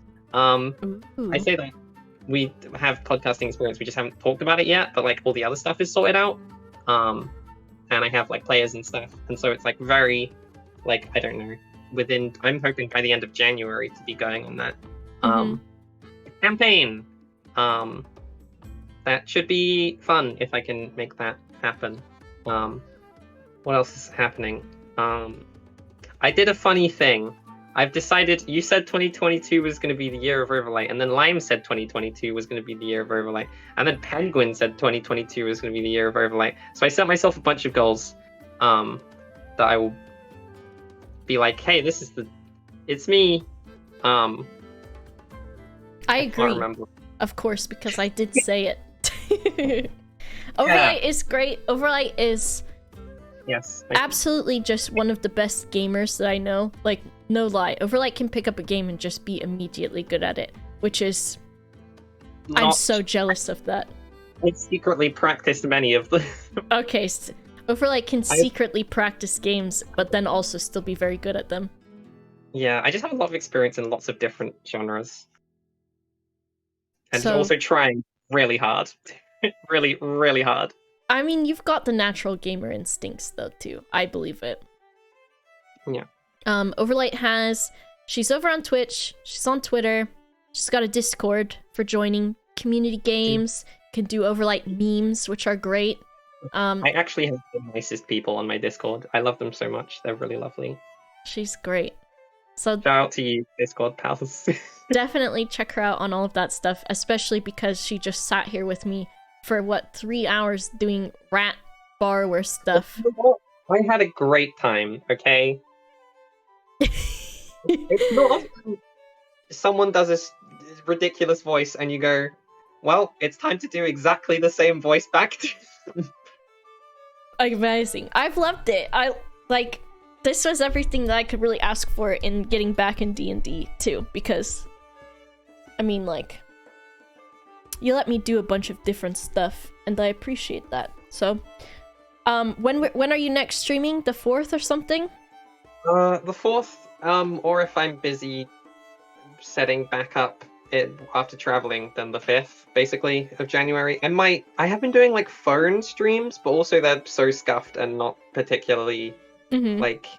I've learned about phone streaming now, and boy, is it a hot mess. I can imagine. You were singing. Oh, I heard you singing The Longest Johns. I was. I had the the longest songs their like lyrics website open, and I was just because you can't, if you stream a camera from your phone, you can't tab out of Twitch. So I had to stream just the browser and myself reading the lyrics. And it was literally just streaming the browser and I was just singing it. Oh my gosh. I got bored. Amazing. So I just Amazing. But yeah, thanks again. I'm gonna send thank them you. away. Where are we going? I think is Booth live, guys. I can send you there. But definitely check out Overlite and be kind to her, or I will, in a non sexy cool way, I will whoop your asses if you are not. So What if I do it first? oh, she's about to end. Fuck. Or Overlite will kick your butt. But anyways, yeah, thank you so much. Like, it's honestly, I am mentally tired, but not in a bad way, if that makes sense. Like, I'm like, oh my god, I'm gonna have a lie down after this or something. Same. My voice is a little bit shot as well. Yeah. Okay, I'll send you to Lydia. Alright, thank you again, Overlite. I love you very much, and I will chat with you later. And, I'm gonna send chat away as well. Let's see, raid. What's Lydia's name? It's Squid Game, right? Hi. I love you. Love you! I'm gonna hang up, but I love you. Okay. Thank you again. Yeah. Thank you. I love you. Thank you. Bye. Yeah. Alright. Oh my god, I'm gonna have to lie down. Oh my gosh. Okay, we need a raid message. This is your conscience. And then choose a message to say after that. Okay? But nothing spicy, nothing weird. Be regular. Thank you so much for grabbing the poster. I appreciate it. Thank you for hanging out. I hope you enjoyed it. I am knackered, if you will. I am tired. Oh my gosh, 3 hours of D&D and talking. There's just between just 2 people instead of like a group. Amazing. See you later. Bye bye bye bye. Bye bye bye bye bye bye.